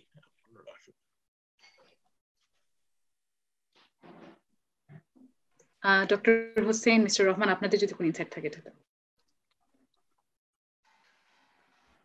আমি এই বিষয়ে আর এখন কিছু বলতে চাচ্ছি না, যেহেতু হাসান ভাই মোটামুটি বলেছেন। ইস্ট এশিয়ান ডাইনামিজমের ভিতরেও একটা কাইন্ড অফ ডিফারেন্স আছে ওদের মধ্যে, এবং সবগুলো মডেলই যে সেম তা না, but they maintain a broader type of, আমার মনে হয় একটা কোহেরেন্স তাদের মধ্যে আছে, যেটা আমি প্রথমে শুরু করেছিলাম, যে কারণগুলো তাদের মধ্যে আছে। But within them there are some heterogeneities definitely. সেই ক্ষেত্রে আমরা কাকে নিব না, কটুক দেখবো না, দ্যাটস চয়েস লাইজ অন আস।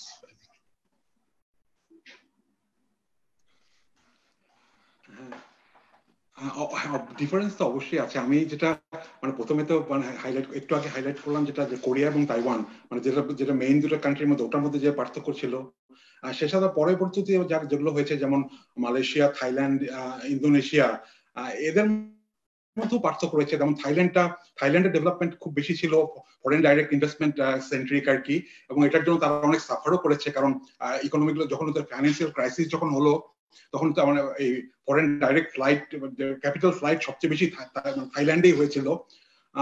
এখন এটা যেটা বলেছে, এটা পুরোপুরি হিস্টোরিক্যাল পাথ ডিপেন্ডেন্ট, মানে কোন কান্ট্রির হিস্ট্রি কেমন ছিল এটার উপর অনেকটা ডিপেন্ড করে তারা এগিয়েছে, এবং প্লাস মানে এটা পলিটিক্যাল পলিসিটাও সে সময়তে ছিল, এবং মানে সবাই একসাথে মানে কিন্তু একই দিকে আগাচ্ছেও না। যেমন এখন ভিয়েতনাম খুবই একটা মানে এই সাউথ ইস্ট এশিয়ার মধ্যে সবচেয়ে বলতে গেলে সবচেয়ে ফ্লারিশিং ইকোনমি, কারণ তারা খুবই প্র্যাগমেটিক, তারা আমেরিকার সাথে খুব ওয়েল ইন্টিগ্রেটেড, এবং চায়নাকেও তারা ব্যালেন্স করে চলছে।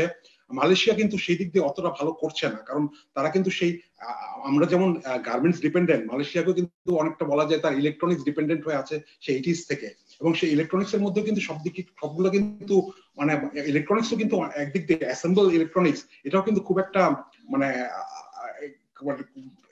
এমন শিল্প না যেটা থেকে অনেক এক্সটার্নালিটি আছে। যে মালয়েশিয়া এখনো সেই ইলেকট্রনিক্স অ্যাসেম্বলি চক্রেই আটকে আছে, সেখান থেকে বেরিয়ে তারা আরো হাইটেকে খুব একটা যেতে পারেনি। থাইল্যান্ডের মানে যেহেতু তারা অনেক এগ্রিকালচারাল এক্সপোর্ট বেস আছে এবং তাদের ইকোনমি অনেক ডাইভার্সিফাইড, সুতরাং তাদের ইকোনমি একটা ডাইনামিজম আছে, যেটা তাদের পলিটিক্যালি তারা অনেক মানে সাফার করা সত্ত্বেও, যেহেতু তাদের ইকোনমি অনেক diversified, Thailand is one of the biggest most efficient agricultural producer in the world. এটাও কিন্তু একটা ব্যাপার যে agriculture still in this world, agriculture is an important factor for development. A country can still become develop just based on agriculture, যদি তুমি efficient agriculture করা যায়। এবং থাইল্যান্ডের ইকোনমি অনেক ডাইভার্সিফাইড সেদিক দিয়ে।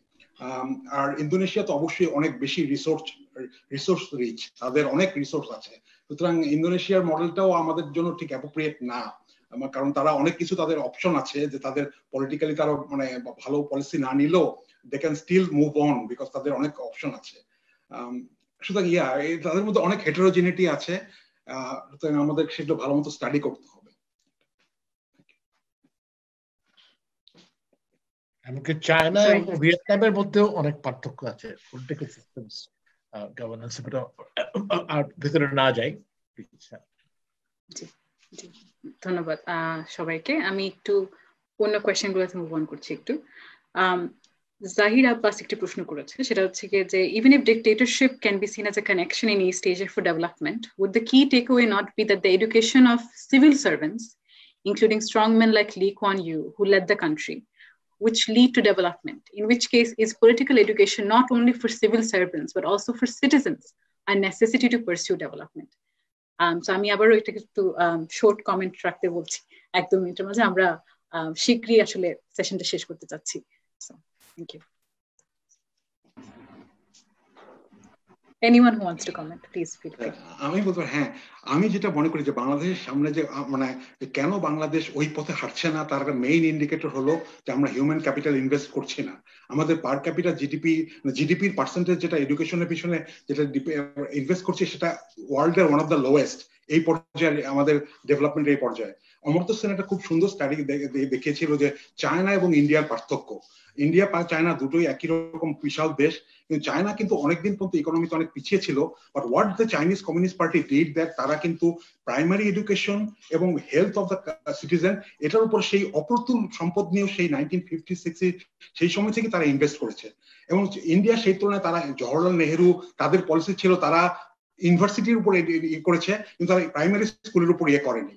অমর্ত্য সেন এবং অনেকেই সেটা দেখেছে, সেটার ডিভিডেন্ড কিন্তু এখন আসছে, যে যে ইউনিভার্সিটি এডুকেশন কিন্তু আসল ব্যাপার না, মানে একটা এডুকেটেড ওয়ার্কফোর্স এবং হেলদি ওয়ার্কফোর্স, হেলথ এবং এডুকেশনে একেবারে রুট পর্যায়ে যে ইনভেস্টমেন্ট করা যায়, এটার ইমিডিয়েট কোনো ফল না পাওয়া গেলে এটা আলটিমেট পরে অনেক ফল পাওয়া যায়। এবং কোন দিকে ফলটা আসবে, চায়না যে এই ইন্ডাস্ট্রি যাবে এটা তো 40 বছর আগে কেউ চিন্তা করেনি, তারা জাস্ট গ্রাউন্ডটাকে প্রিপেয়ার করেছে। সুতরাং এটাই হলো কি সবচেয়ে বড় ইন্ডিকেটর কোন একটা কান্ট্রি কি তাদের প্রাইমারি এডুকেশন এবং তাদের প্রাইমারি হেলথ, শুধু এডুকেশন করতে হবে না, যে তাদের মায়েরা এবং মানে শিশুরা তারা কি ওয়েল নারিশড ভাবে তাদের হেলথ কেয়ারের মাধ্যমে গ্রো করছে কিনা, that is the most important indicator for future growth, I think. Right. Thank you so much. Political education ব্যাপারে যদি বলি, political participation is one way of educating people politically. Lee Kuan Yew was a trade unionist, by the way. After he came back from Cambridge, or first class fellow was a trade unionist. So the point being, ওদের আবার পুরো East Asia again, there is much more local level political participation and accountability. জি, ধন্যবাদ। আমরা last কোয়েশ্চেনের দিকে আসলে যাচ্ছি এখন। সেটা হচ্ছে কি আমাদের বিজয় ভট্টাচার্য, যে আমাদের adviser to YPF civil service network, উনি জিজ্ঞেস করেছেন। সেটা হচ্ছে কি আমাদের এসেনশিয়ালি দুটি কোয়েশ্চেন। প্রথমত হচ্ছে কি যে what is the role of geopolitics in the East Asian miracle? And what is the miracle? Are those which can't be said in public? কিছু জিনিস কি আছে যেটা কিছুটাও সিক্রেটিভ হতে পারে? সো এই দুটি প্রশ্ন আপনাদের হয়তো কিছুটা ইন্টারলিঙ্কড হতে পারে আপনাদের জন্য। সো আপনারা whoever feels comfortable, please chip in.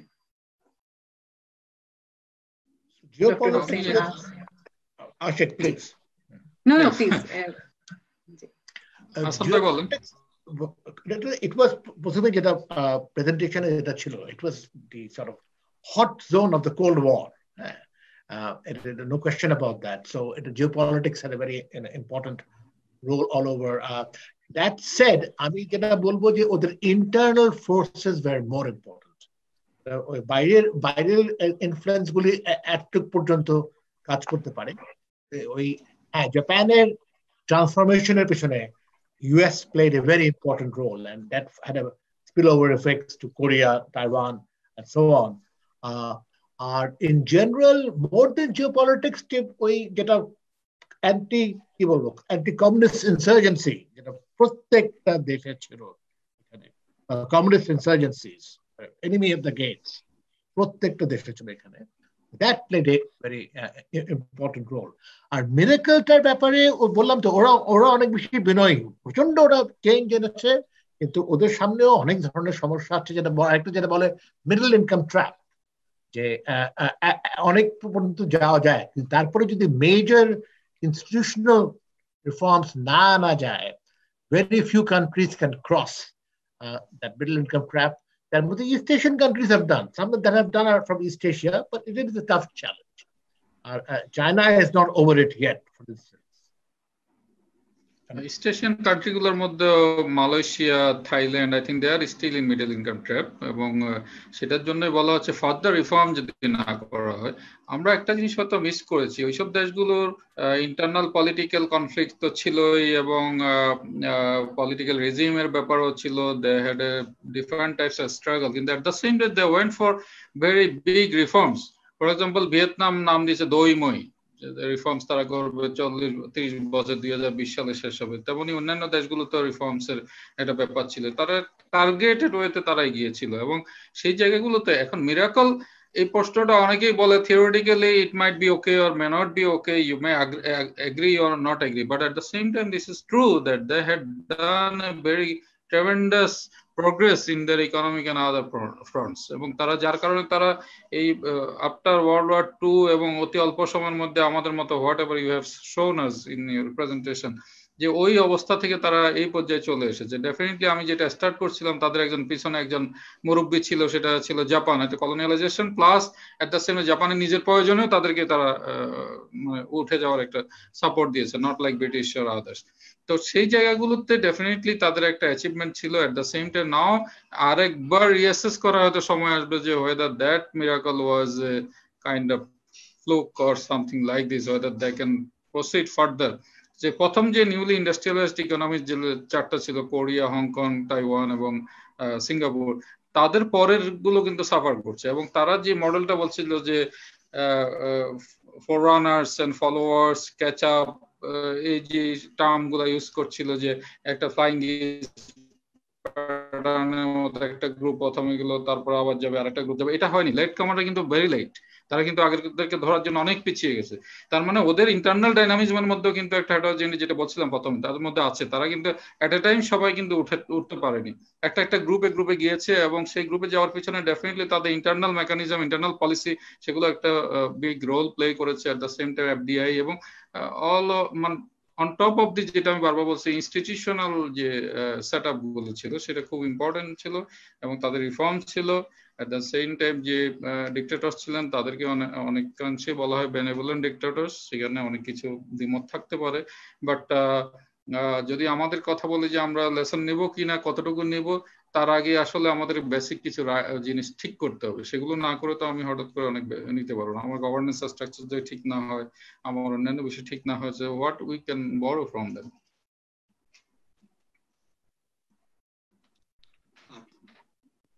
জি, ধন্যবাদ। জি, মিস্টার রহমান প্লিজ শেয়ার। আচ্ছা, হ্যাঁ, মিরাকল কিনা এটা তো, হ্যাঁ, এটা তো কোনো ডেফিনেশন বলা যায় না। আমার কাছে মিরাকল এটাই বলবে যে, এটাই বলা যায় যে কোনো একটা দেশের সেটা শুরুর দিকের অবস্থা, তার ডেমোগ্রাফি, তার ন্যাচারাল রিসোর্স এন্ডাওমেন্ট, এগুলো দেখে কি বলা যায় কিনা যে এই দেশটা 30 বছর পরে কি হবে। যেমন একটা কথা প্রায় বলা হয় যে জাপানের যে ন্যাচারাল এন্ডাওমেন্ট, এটা দেখে কেউ বলতে পারবে না Japan world's largest car exporter হবে, কারণ Japan has no comparative advantage. তাদের বেসিক ইকোনমিক থিওরি অনুযায়ী তাদের মানে 100 বছর আগে জাপান ওয়ার্ল্ডের লার্জেস্ট কার এক্সপোর্টার হবে, এটা তাদের কোনো কম্পারেটিভ অ্যাডভান্টেজ না, কিন্তু তারা হইতে পেরেছে।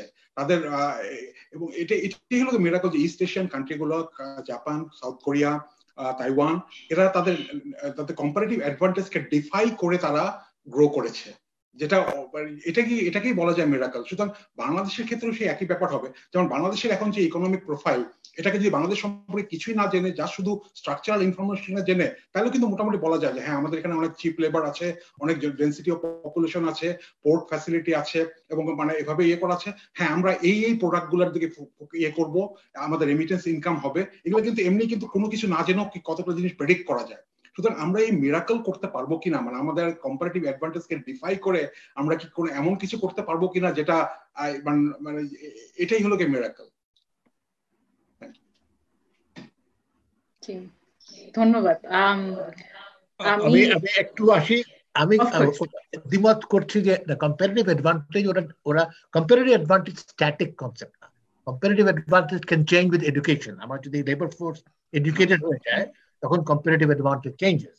এটা তো আমি বলবো যে না, এক অর্থে ওরা কম্পারেটিভ অ্যাডভান্টেজ ইউজ করেছিল, ওরা লেবার ফোর্সকে ইউজ করেছিল, লেবার মার্কেটসকে খুব এফিশিয়েন্টলি ইউজ করেছিল, যেটা আমরাও যেটা কিছুটা করতে পেরেছি। among developing countries, বাংলাদেশের ওই মিলটা ওখানে আছে যে আমরা একটা লেবার ইন্টেন্সিভ এক্সপোর্ট ওরিয়েন্টেড একটা ম্যানুফ্যাকচারিং সেক্টর গ্রো করেছি, কিন্তু which is now declining relatively, কারণ আমরা পরবর্তী পদক্ষেপ নিতে পারছি না, যেমন human capital development, infrastructure development, ওই প্রশ্নগুলি।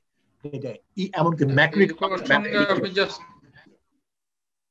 মঞ্জুর, আমি একটু জাস্ট অ্যাড করতে চাই শেষ করার আগে, সেটা হচ্ছে যে ইস্ট এশিয়ার যে প্রোডাকশন প্রসেসটা যদি আমরা দেখি, নেটওয়ার্কটা দেখি, তারা কিভাবে গেছে, সেটার সাথে আমাদের কিন্তু কিছুটা মিল আমি খুঁজে পাই, যেটা ওইটাও কিছুটা ফ্লাইং এস প্যাটার্নের মতো। তারা কিন্তু প্রথমে কিন্তু অ্যাপারেল ইন্ডাস্ট্রি দিয়েই শুরু করেছিল, কিন্তু অ্যাপারেল থেকে তারপর মেশিনারিজ, তারপর ইলেকট্রনিক্সে যে ওরা শেষ করেছে। আমার মনে হয় we are in the same path. আমাদের অ্যাপারেল সাইডটা আমরা already we have already had that kind of expertise and specialization. আমি যেটা দেখি যে আমাদের আইটি সেক্টরের ডেভেলপ করার যথেষ্ট সুযোগ আছে, কারণ হচ্ছে আমাদের we have abundant human capital, এবং আমাদের তো বড় কোনো ক্যাপিটাল দরকার নেই। At the same time, if you look at Dhaka and Bangladesh, you will see a lot of assembling plants in Bangladesh. Assembling বলতে চায়না থেকে নিজে এসে ফ্রিজ বানাচ্ছে, টেলিভিশন বানাচ্ছে, প্রচুর। এবং এটাই কিন্তু একটা process to move into the manufacturing. এখন যেমন ওয়ালটন কিন্তু সেভাবে তারা প্রথমে শুরু করেছে চাইনিজ জিনিস এনে প্রথমে অ্যাসেম্বল করেছে, আস্তে আস্তে তারা সেগুলো কিন্তু প্রোডাকশনে যাচ্ছে, এবং সেটাই একটা প্রসেস। আমার মনে হয় যে we are also following the almost similar path of east Asian countries in to some extent, এবং ডেভেলপমেন্ট সারপ্রাইজ কিন্তু আমাদেরকেও বলা হচ্ছে হাউ অ্যাটলিস্ট আমাদের সোশ্যাল ইন্ডিকেটর এবং অন্যান্য ক্ষেত্রে আমাদের যে ডেভেলপমেন্টটা হয়েছে।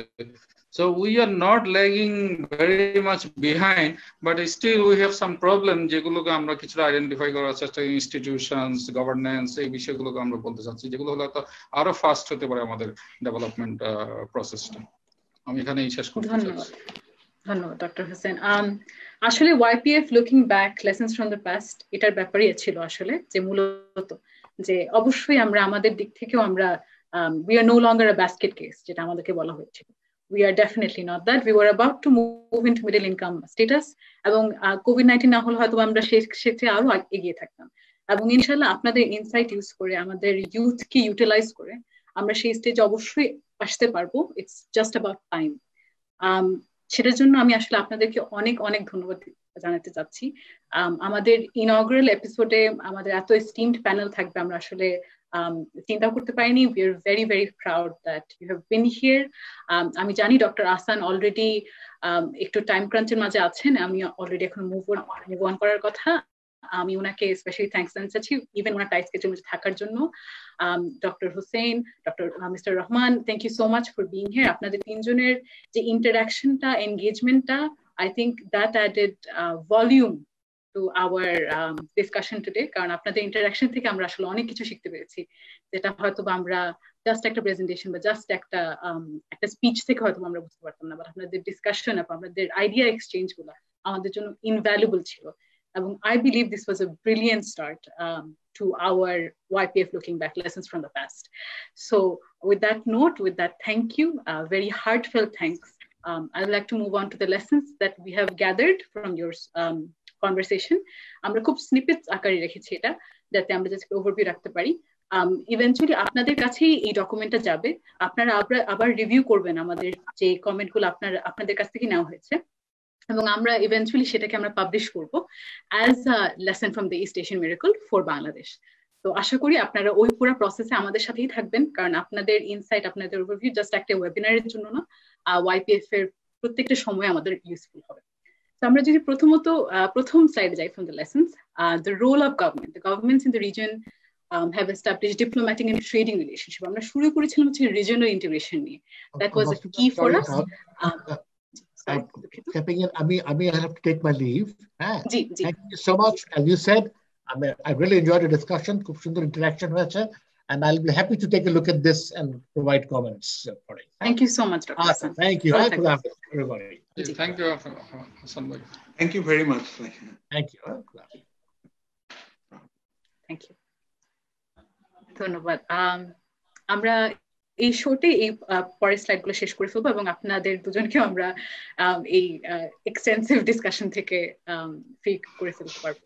সো রোল অফ গভর্নমেন্ট, আমরা ইন্টিগ্রেটেড রিজনাল ইন্টিগ্রেশন নিয়ে কথা বলেছি, আমরা স্টেট ক্যাপাসিটি নিয়ে কথা বলেছি, ম্যাক্রো ইকোনমিক ইন্টারভেনশনস নিয়ে কথা বলেছি, and that has been central to it, from the German model to the British model, and to the Japanese model. So that has been very useful, and that's something that we have to keep in mind. Second slide, please. Industry specific investments গুলো আমাদের কাছে খুব important ছিল, how to attract FDI like Singapore did, আমরা কিভাবে currency আমাদের একটা factor, fluctuation of exchange rate, এই সব, how that all adds to higher productivity in specific industries and how not to be overburdened with them, এটাও আমাদের খুব important একটি লার্নিং ছিল। Third lesson, institutions, how institutions are central to ensuring competition, empowering local government and urban development, how all of these account for something, and how accountability through institutions is important. এটা আমাদের খুব clear ছিল, whether that is banks or governments or people or individuals. আমাদের lesson number 4 ছিল about SMEs. SMEs are crucial. আমরা সব east Asian নেশনসে দেখেছি এটা খুব ইম্পর্টেন্ট ছিল, and আমাদেরও সেটার প্রতি একটা ইনক্লিনেশন রাখাটা খুবই ইম্পর্টেন্ট, সেটা আমরা জানতে পেরেছি। And lastly, lesson number 5, human capital development. যেটা আমাদের অনেক ইন্ডিকেটর হয়তো আমরা কখনো চিন্তা করি না ঠিক মতো ইকোনমিক্স এর ক্ষেত্রে, বাট আমাদের হিউম্যান লেভেলটা কতটুকু ইম্পর্টেন্ট আপনাদের সবার ডিসকাশন থেকে এটা বের হয়ে আসছে, whether it's healthcare or education. Human beings have to come first if we want development to come ahead. So that was very clear. So that was our 5 lessons. Thank you so much for being with us. আপনাদের যদি কোনো closing remarks থাকে, আপনাদের closing remarks এ আমরা এখানে আজকে শেষ করে দিতে যাচ্ছি। 30 seconds, anything that you want to say. We are so happy that you are here with us. I just thank you so much, Mustara, for your nice anchoring, and I also thank YPF for this kind of engaging interaction. I enjoyed a lot. In fact, I feel very excited to have this kind of discussion. Also, it made me a bit nostalgic because I did this kind of things maybe 20 years or 15 years back. But it reminds me that still our youngsters are thinking about this, and they are our bright future. And I am also very hopeful about our future. Thank you so much for this kind of nice interaction and present organization of this kind of Thank you so much, Dr. Hossain. The young stars are looking forward to your experience. After experience, the other young stars are ভালো করবে ইনশাআল্লাহ. Mr. Rahman, please. না, আমি খুবই impressed হয়েছি আমাদের professional সেটআপে এবং particularly তোমাদের লজিস্টিক্যাল যেটা ওয়ার্ক করেছে এবং ব্যাকগ্রাউন্ড ইনফরমেশন এভরিথিং, লাইক আমি ভেরি ইমপ্রেসড এবং আমি আশা করি যেটা কন্টিনিউ করলে it will be like a great addition to policy dialogue in Bangladesh, যেটা খুবই দরকার এটা। সুতরাং keep up the good work. Thank you mister Rahman, আপনি অনেক দূর থেকে আমাদের সাথে জয়েন করার জন্য। এন্ড প্লিজ আমাদের সাথে থাকবেন, আমাদেরকে কনস্ট্যান্ট ডেভেলপমেন্ট, কনস্ট্যান্ট ফিডব্যাক দিতে থাকবেন, তাহলে আমরা আরো ইমপ্রুভ করতে পারবো, আরো ভালো কিছু করতে পারবো। Thank you so much for being with us in YPF Looking Back Lessons from the Past on East Asian Miracle and on the inaugural episode. And with that, আমি আজকের এপিসোডটি শেষ করতে চাচ্ছি। ধন্যবাদ সবাইকে, স্পেশালি যারা আমাদের সাথে চেক ইন করেছেন এবং আমাদের এই এস্টিমড প্যানেলের কনভারসেশনটা দেখেছেন। ধন্যবাদ। শুভরাত্রি।